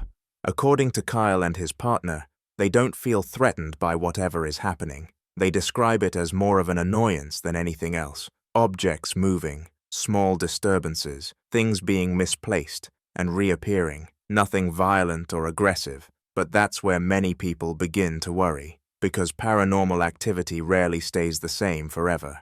What starts as harmless or playful behavior can escalate over time, especially if it's being acknowledged, recorded, or unintentionally encouraged. The fact that they don't feel threatened now doesn't necessarily mean it will always stay that way. So is this something that's simply coexisting with them, or is it still figuring out how far it can go? I'll leave you to be the judge on this one.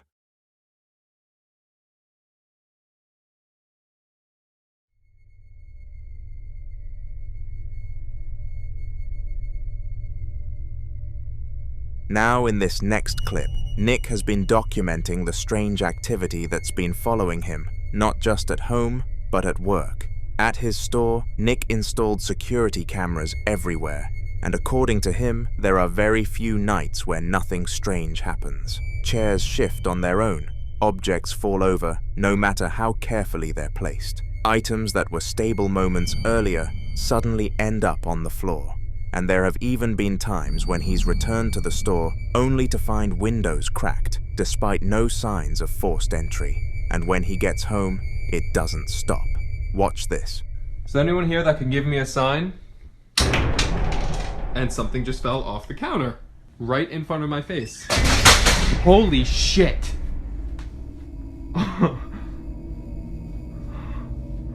Okay, is there anyone here?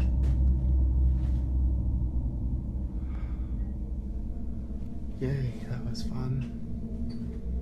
Love this room. Just again, this is... Oh my god, my camera won't even focus. Hello? Can you use the dream catch? Okay, my camera's not even focusing, this is so weird. Can you use the dream catcher again to try to communicate with me, please? Okay. I think it made a sound out here again. Hello? In this video, Nick asks for a sign, and almost immediately, objects begin falling. While some viewers see this as confirmation of paranormal activity, others warn that asking for signs isn't always a good idea. On one hand, some believe that spirits responding to direct questions may indicate intelligence or awareness, possibly a presence trying to communicate. Especially when the response is immediate, it can feel like validation that someone or something is listening. But on the other hand, many people argue that inviting responses, even unintentionally, can escalate activity. Asking for signs is often seen as giving permission, opening a door, rather than simply observing what's already there. And once something realizes it's being acknowledged, the activity can increase in both frequency and intensity. Another detail viewers couldn't ignore is the presence of several floating orbs throughout the footage. While skeptics argue these could be dust or insects reflecting light, others point out that the orbs appear at moments of heightened activity, drifting, changing direction, and lingering in ways that don't seem random. Because the activity follows Nick from place to place, many people believe Nick himself may be the focal point. Not the house, not the store, but him. Some say he could be unknowingly carrying something attached to him. Others take it a step further, suggesting the presence may be something darker, possibly even demonic, feeding off attention or fear. Nick, clearly unsettled, has been asking for advice on how to make it stop. Take a look at the security footage from his store.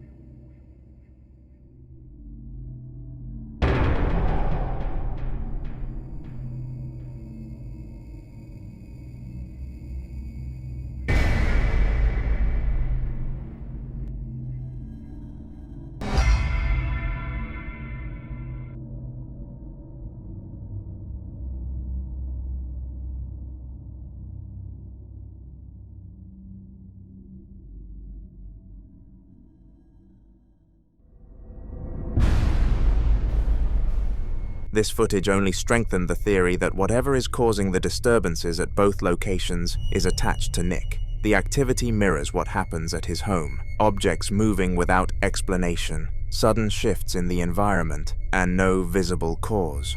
The consistency between both locations makes it harder to argue coincidence or environmental factors.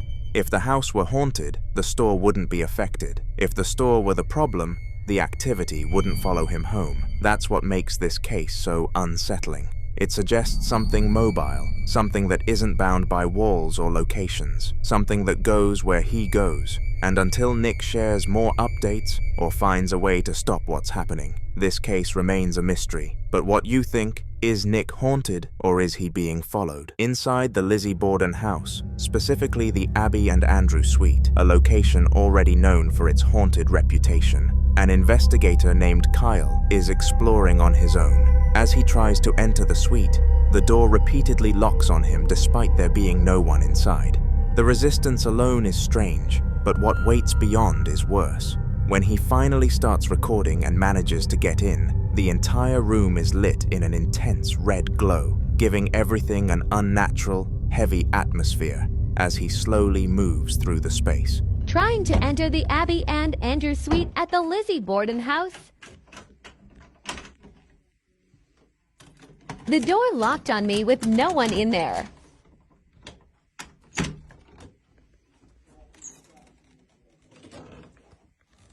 This is really terrifying.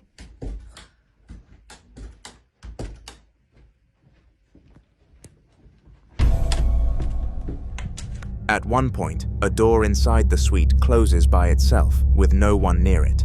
Another detail investigators point out is how the camera suddenly goes out of focus right as he enters, something often considered a sign that it may be trying to focus on something not visible to the eye. Between the locking door, the shifting focus, and movement happening on its own, the suite feels less like an empty room and more like a space already occupied by something unseen. In the same house, but at a different time, another moment was captured that made the activity feel even more deliberate.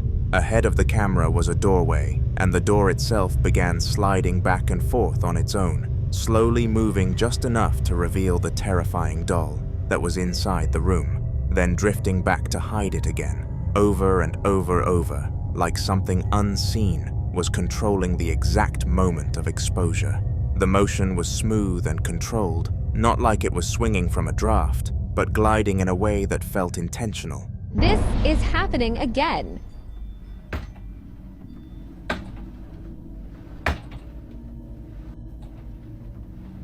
I will show you no one is there.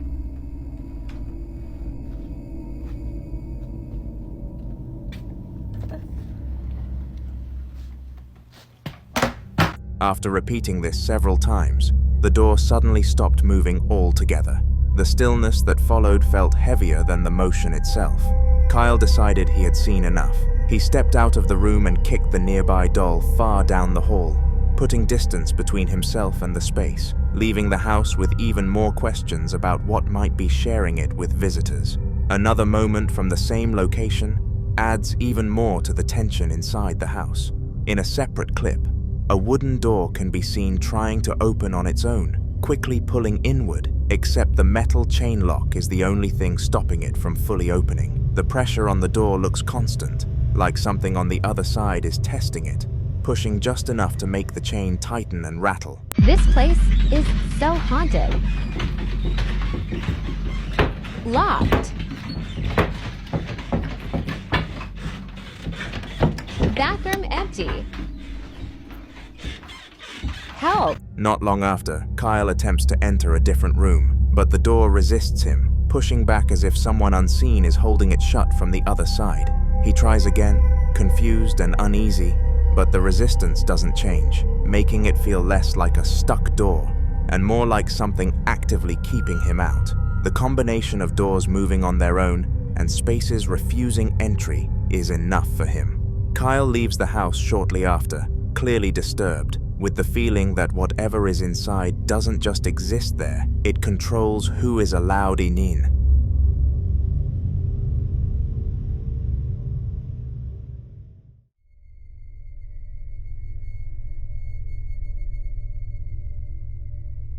Antonio was inside his house when something small but deeply unsettling happened right in front of him. A toy bicycle, the kind you'd expect a child to ride, suddenly began gliding across the floor on its own, rolling smoothly from one room into an adjacent one with no one near it. The movement wasn't jerky or accidental, it was steady and direct, like it had a destination. The quiet of the house only made it worse, the wheels faintly echoing as it crossed the floor. Claudia,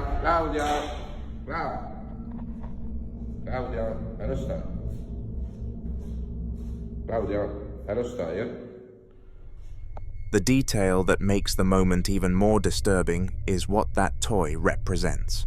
There are children in the home. Luckily, none of them were there at the time, which makes the situation feel less like a coincidence and more like something happened when the house was at its most vulnerable. Antonio is left staring after it, realizing this wasn't just an object moving, it was something choosing to move it. The next day, Antonio was trying to have a number 2 in peace when the activity followed him again. Sitting in the bathroom, already on edge after what happened with the toy bicycle, he noticed the door ahead of him slowly creak open on its own. He froze, staring at it, when it suddenly slammed shut. A few seconds later, it opened again and slammed a second time, louder, more aggressive.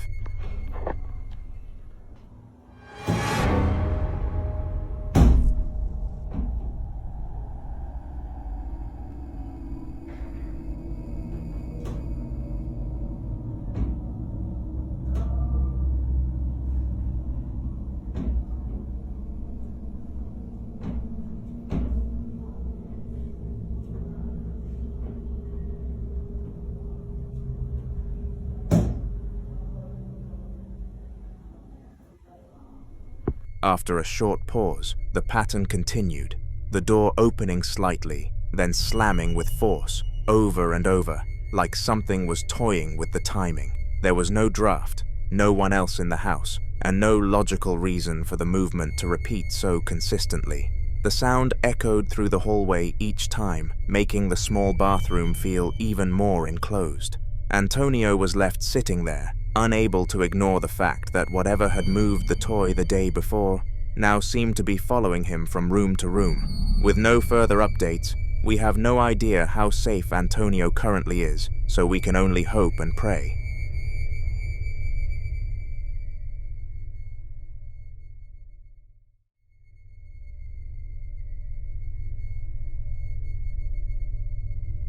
A group of friends were spending time together at a forest park, casually messing around while 3 of them helped one of their daughters on a swing. It seemed like a normal, light-hearted moment. Laughter, movement, nothing out of the ordinary. Their focus stayed on the child, making sure she was safe and having fun, and none of them paid attention to what was happening behind them.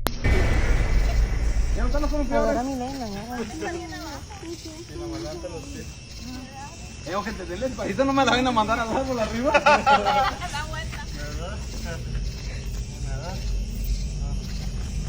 No bajen los pies. Ahí era la buena. No bajen los pies. Oh, no. ¡Te ¿Cómo se la apura, güey?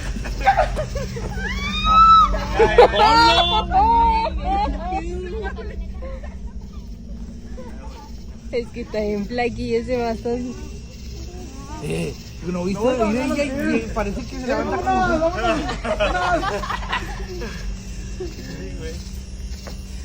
Te toca ña. Así se fue bien derechita. Yo no fui a Arcio Lalo. El último sigue Brian porque dice que no dice nada. In the background, partially hidden between the trees, a strange and deeply uncanny figure could be seen moving through the woods. Its shape was vaguely human, but the way it moved was wrong, too stiff in some moments, too fluid in others, making it look unnatural. It lingered only briefly before slipping out of frame, unnoticed by everyone there. When viewers later spotted it in the footage, the moment changed from wholesome to disturbing, because whatever that was, it did not look like a normal person just passing through the forest.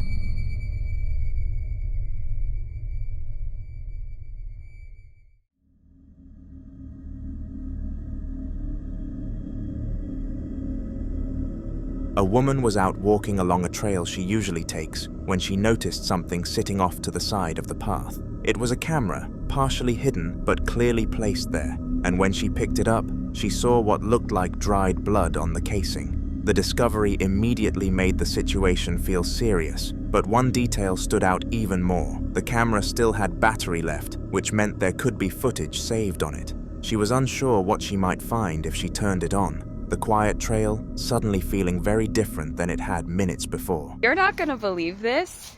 I just found a camera out here with something that looks like it could be blood on it. I have no idea, but I think there's still some battery on it, so there could be some footage on here.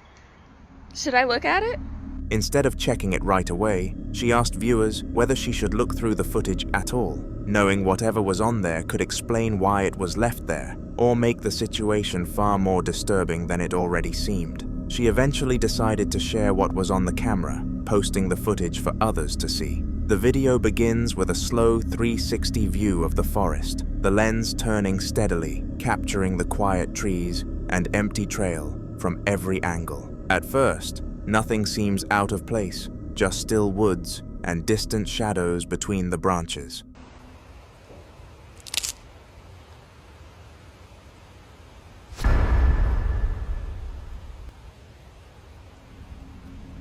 During the rotation, a black figure can briefly be seen standing among the trees before quickly slipping behind one, disappearing from view as if it knew it had been caught on camera. The movement is subtle but undeniable, something solid enough to block the light, yet too dark and undefined to make out clearly. Some believe this figure could explain the blood on the camera, but there is no proof, no context, and no way to know what really happened out there, leaving only the footage and a lot of unanswered questions.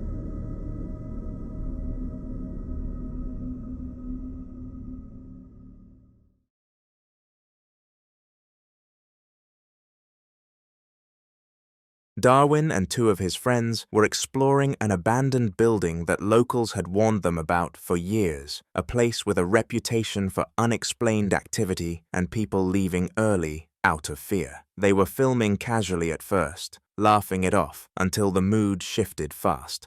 ¿Ya está grabando? ¿Estamos activos? ¿Pilosos? Por si acaso voy a sonar. Oye, suenan unos tacos, amigo. Oye, suenan unos tacos, loco.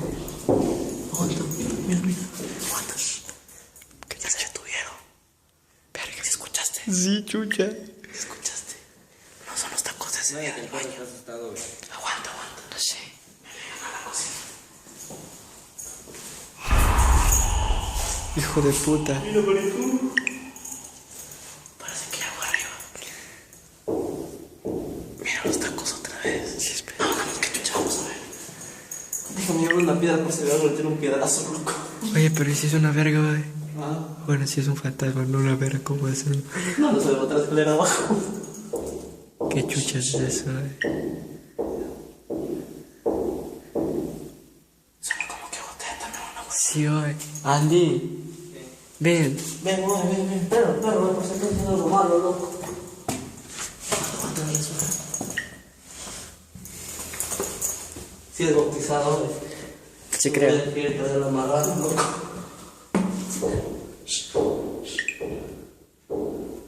Oye, se están culeando al lado. Oye, no digas eso, es que ese video van a ver todos en común. Oye, no jodas. No jodas. No importa lo que les digo. Oye, ¿dónde que están golpeando alguna casa, loco? Oye, pero al lado no hay nadie, tú eres loco. ¿Escuchaste? No, Marina, escuché. Pero no hay nadie al lado, pues ¿cómo van a estar golpeando? Claro, están casas vacías. Ven. Espérate. ¿Escuchaste? Sí. ¿Qué carajo es eso? Mira, como mi cuarto de acá. Te cuesta de este cuarto. Y solo estamos los dos. Ven, ven. Entra vos primero, güey. No, tú eres loco, güey. Entra vos primero, loco. Deja ver si no hay nada en este cuarto. No, no hay nada. Ya se cayó, ya se fue, creo. ¡Uy!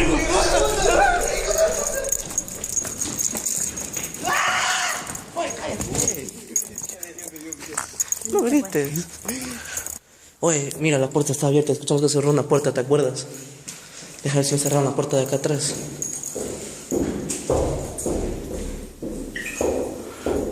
Oye, suena como que siguen caminando por arriba. Vamos.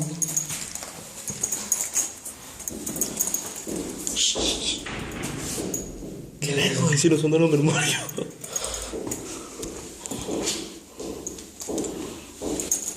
Oye, suena como que si alguien caminara, pero no se ve nada.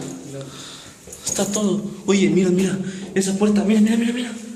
Esa puerta estaba abierta cuando vinimos, ¿te acuerdas? Marico, ¿me escuchaste? Qué bien. Ay, dile que traiga el perro, Ande.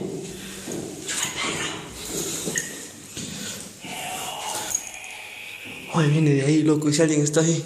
Oye, el fantasma así, los gringos. Un inglés este man. Haz silencio, haz silencio, no nos gritarás, ¿verdad? No serás como loco. Verás que cuando tú gritas me putean a mí, me botan del trabajo.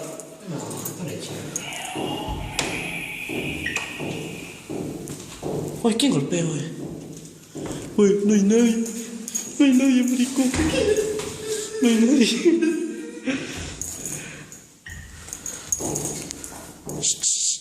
Aguanta, aguanta, suena por aquí algo.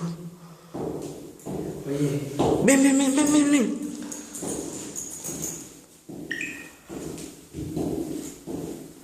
¿Se escucha? ¿Qué? Oye, hay algo en ese closet, marico.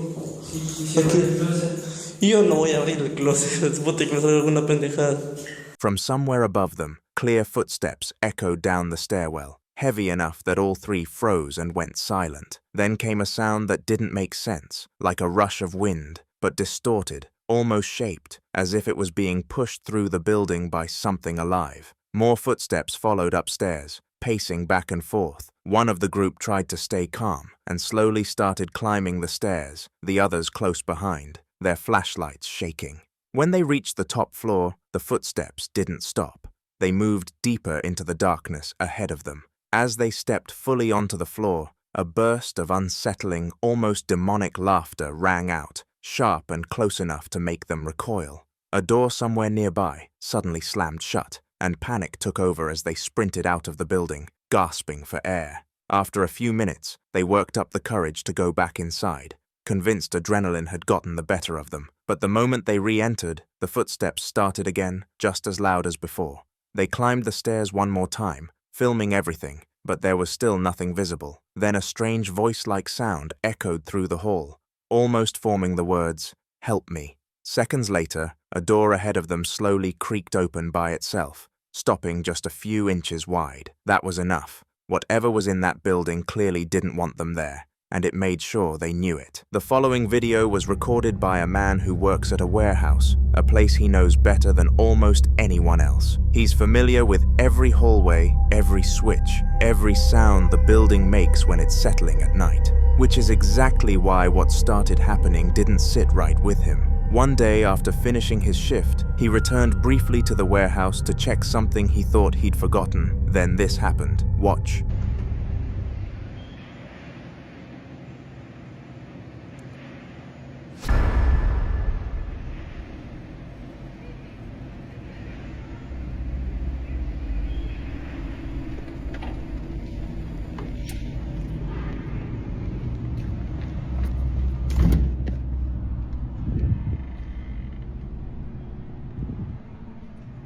I'm about to quit. Shit. When he entered, he tried to turn on the light switch, but nothing came on. And just before he steps inside, a woman's voice can be heard clearly, but according to him, no women worked that shift. And at that hour, he was certain that side of the building should have been empty. At first, he tried to rationalize it. Maybe someone had stayed late, or maybe his mind was playing tricks on him after a long day. But over the next several days, strange things continued to happen. Tools wouldn't be where they were left. Motion sensors triggered in empty sections of the warehouse, and doors were found unlocked that should have been sealed for the night. Eventually, he reported everything to his boss. The boss, hoping for a simple explanation, decided to review the security footage, convinced it would put the whole situation to rest. Instead, it made things worse. Watch this. What the f? No, I ain't seen this. Oh my God.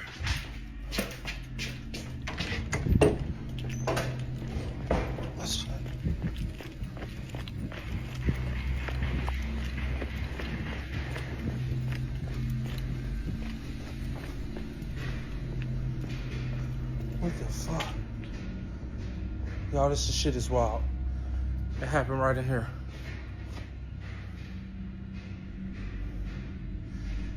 That is fucking crazy. Y'all see that on camera? Rewind the camera back. That's fucking crazy. I gotta be in here one day when it's dark so I can catch that. Wow. It's insane, y'all. A white apparition can be seen moving freely through the warehouse as if it belongs there. Some viewers believe warehouses like this are especially prone to activity. They're large, quiet spaces, often built decades ago, sometimes on repurposed land. Many operate late into the night, creating long stretches of isolation, the kind of environment where strange things can go unnoticed for years. Others speculate the spirit could be tied to a past worker, someone who spent countless hours inside the building and never truly left. Skeptics argue it could be dust, light reflection, or camera artifact. But those explanations don't account for the voice heard earlier, or the repeated disturbances reported by multiple employees. Until more updates are shared, this remains unsolved.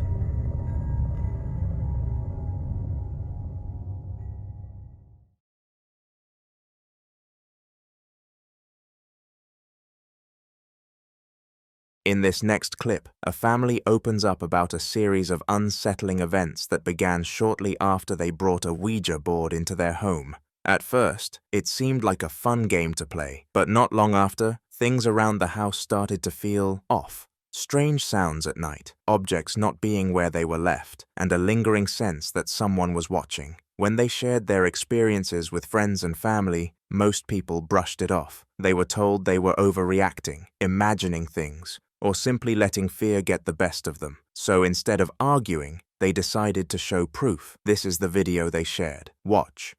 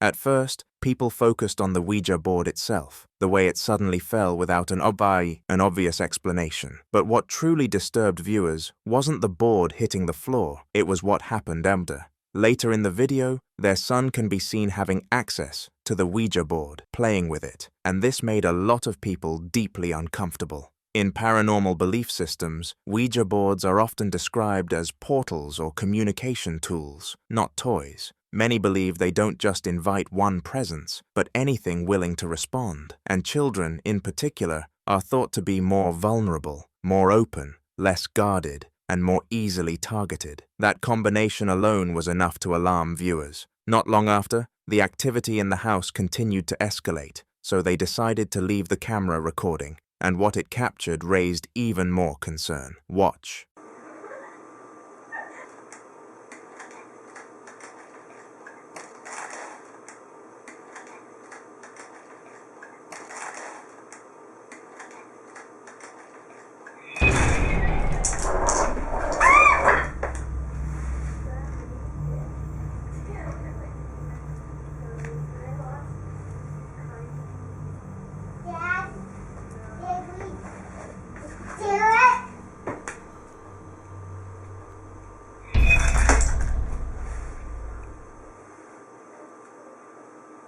Some viewers think the child wasn't reacting to the chair at all, but to whatever caused it to move. When you connect everything together, the introduction of the Ouija board, the child interacting with it, the unexplained movement, and the fear response, a pattern begins to form. Those who believe in the dangers of spirit communication say this is exactly how things start. Not with something violent or obvious, but with small disturbances that slowly grow more confident the longer they're acknowledged. Until the family shares more updates, this one remains unsolved.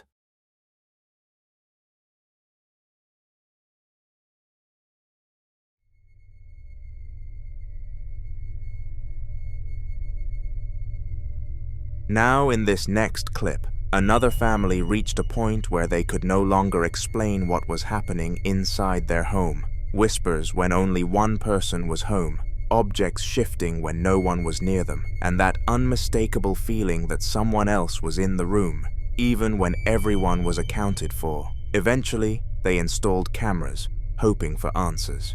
One evening, while they were in the living room, this happened. Storytelling, which you cannot see. When you think from the heart and you mean what you think, it's a beautiful moment and a beautiful thing. And, well, it's beautiful.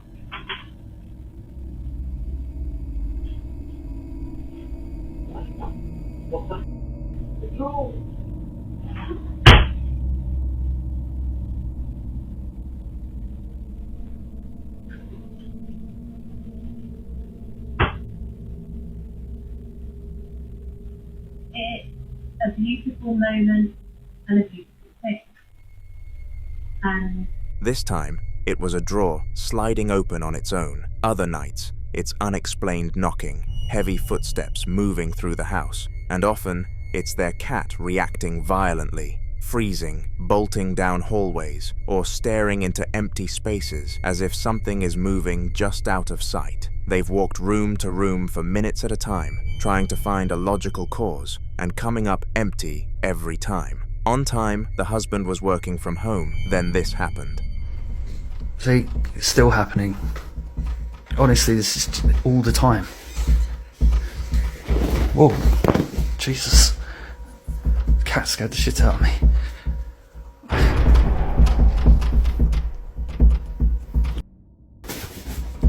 Rory, you were really scaring the shit out of me.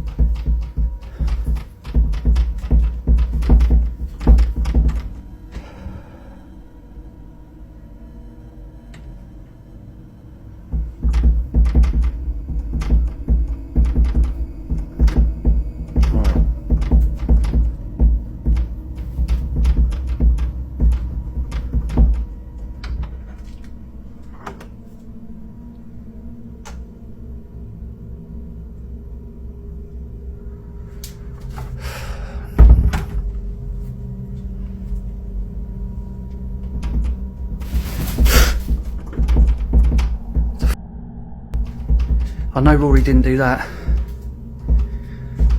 What the f is going on?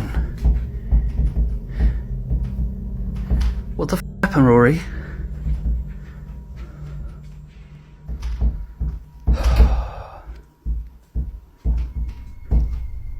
The door begins to rattle aggressively, like someone is trying to get inside. But what makes this more unsettling is how the tunnel toy that had been lying on the floor suddenly appeared on the couch moments later. No one touched it, no one walked past it, and yet it had clearly been moved. When you connect these moments, the drawer opening, the knocking, the footsteps, the animal reactions, the door rattling, and objects changing locations, a pattern starts to emerge. But what do you think?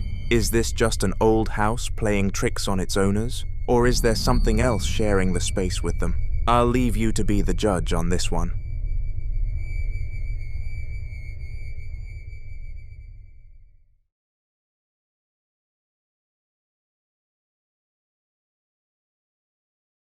In the following video, Nolan fell asleep on his couch, and his Ring camera captured one of the most terrifying moments he's ever experienced. Watch closely.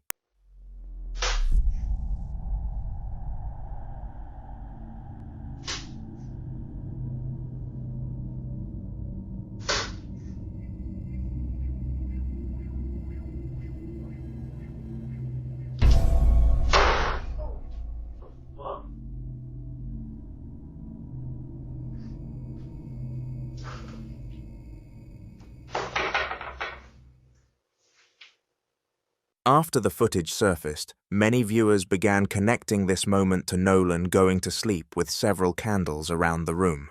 Candles are often considered more than just a source of light. They're thought to act as beacons, drawing attention, energy, or presence, especially when lit intentionally and left burning in quiet or vulnerable moments like sleep. Some believe candles can unintentionally invite interaction, particularly in spaces that may already hold residual or active energy. Skeptics argue it could be pressure changes or a mechanical issue with the door, but that explanation becomes harder to accept when you consider the timing, the force of the slam, and the fact that nothing else in the house appears to move. So what do you think? Is the door slam just a freak accident, or did the candles unintentionally draw something closer while Nolan slept? You decide.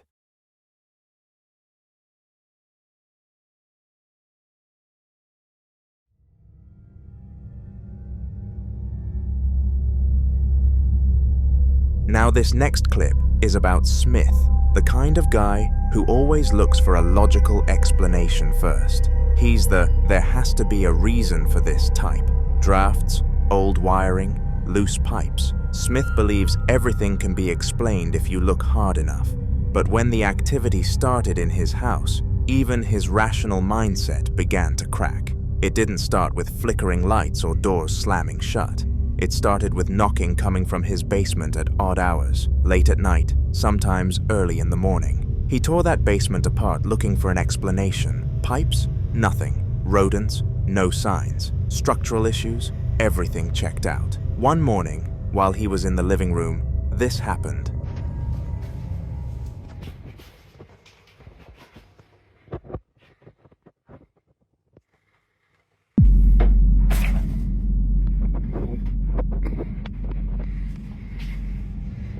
This is not the first time books are suddenly thrown from their shelves. Not falling, not sliding, but launched outward. Smith has thought to himself several times, objects don't move away from a surface on their own unless something applies force. So this is where the situation crosses from unexplained into intelligent interaction. Another night, Smith's home camera captured something far more disturbing. Watch.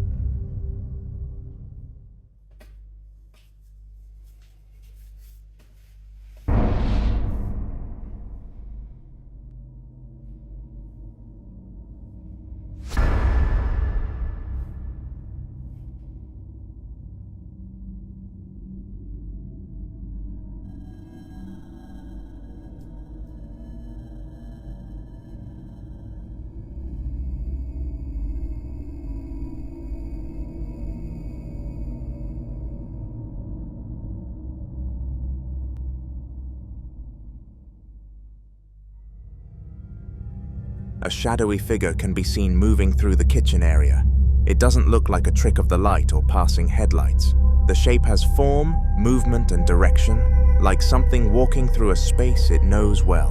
Shadows like this are often described as shadow entities, figures that don't fully manifest but still interact with their environment.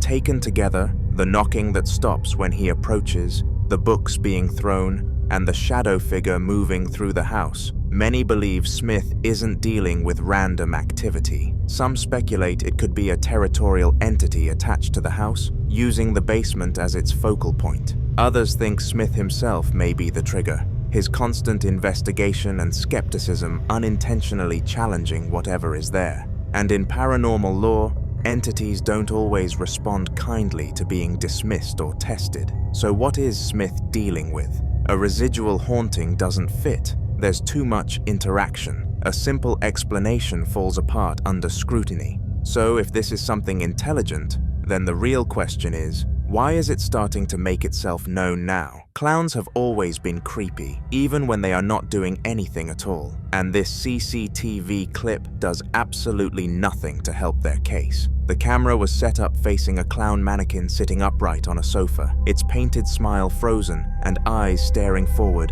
in that way that already feels wrong before anything even happens. The house was empty at the time. No pets, no people, nothing that should have caused movement.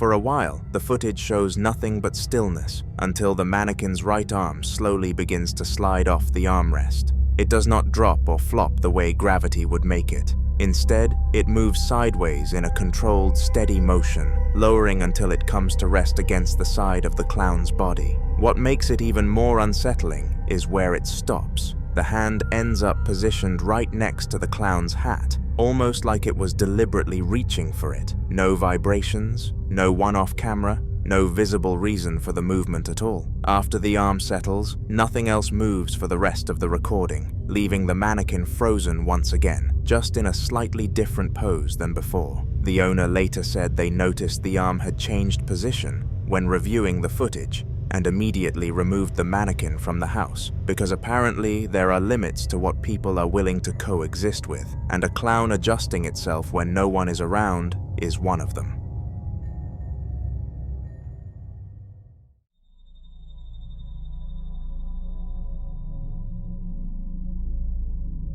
Two friends named Stevie and Ron were filming a light-hearted moment in their living room when something took a sharp turn into the unsettling. They had the camera pointed at their two rabbits on the floor, laughing as Stevie teased one of them by dangling a floppy carrot just inches from its face.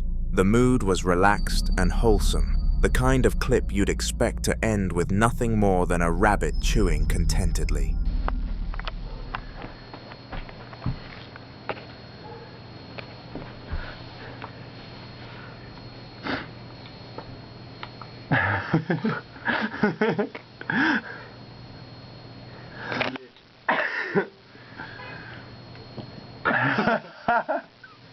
You don't want that shit.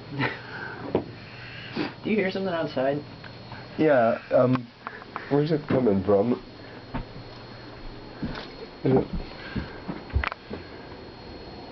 There's something like crouching down there. Yeah, could you get the light?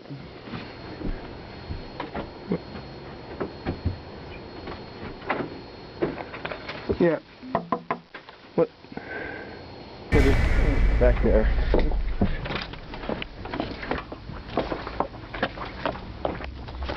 Where did it go?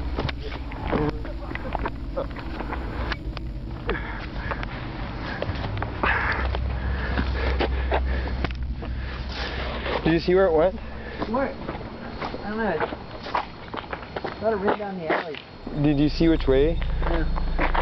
Yeah. The black rabbit suddenly lunges forward and headbutts the carrot, snapping the end clean off, as both Stevie and Ron burst out laughing. But their laughter cuts short almost immediately when they both pause and look toward a window off camera. They mention hearing a noise from outside, even though nothing is picked up clearly on the audio. As Stevie slowly pans the camera toward the glass, something strange comes into view. Just beyond the window, low to the ground, there's a dark shape crouched in a way that doesn't look like any animal they can recognize. It's still for a second, like it knows it's being watched. Ron knocks on the window to scare it off, and instantly, the shape bolts away at an unnatural speed. The two rush outside to check, filming the empty yard and surrounding area, but there's nothing there at all. No footsteps, no animals, no sign anything had been crouching there moments earlier. What started as a harmless rabbit video ended with both of them convinced they'd just seen something that wasn't supposed to be there.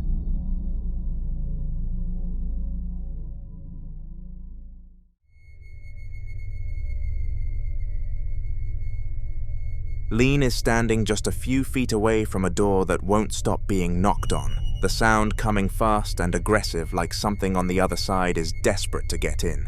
The camera shakes slightly as the door itself begins to rattle in its frame, each knock making it flex more than it should. Son 3 de la mañana. Hace rato que no escuchaba esto ahí. Ya estoy con mucho menos miedo que antes. Ahora lo afronto más rápido. Esto no sé, la verdad que voy a ver. Voy a tratar de grabar de acá.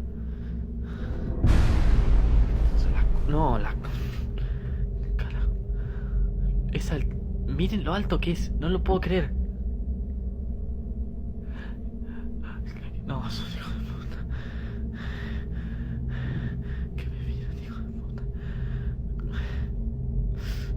¿Quién sos, hijo de puta? ¿Quién sos? No hay nadie abajo, no hay nada. Es increíble. No, es increíble. ¿Puedo creer que no haya nadie?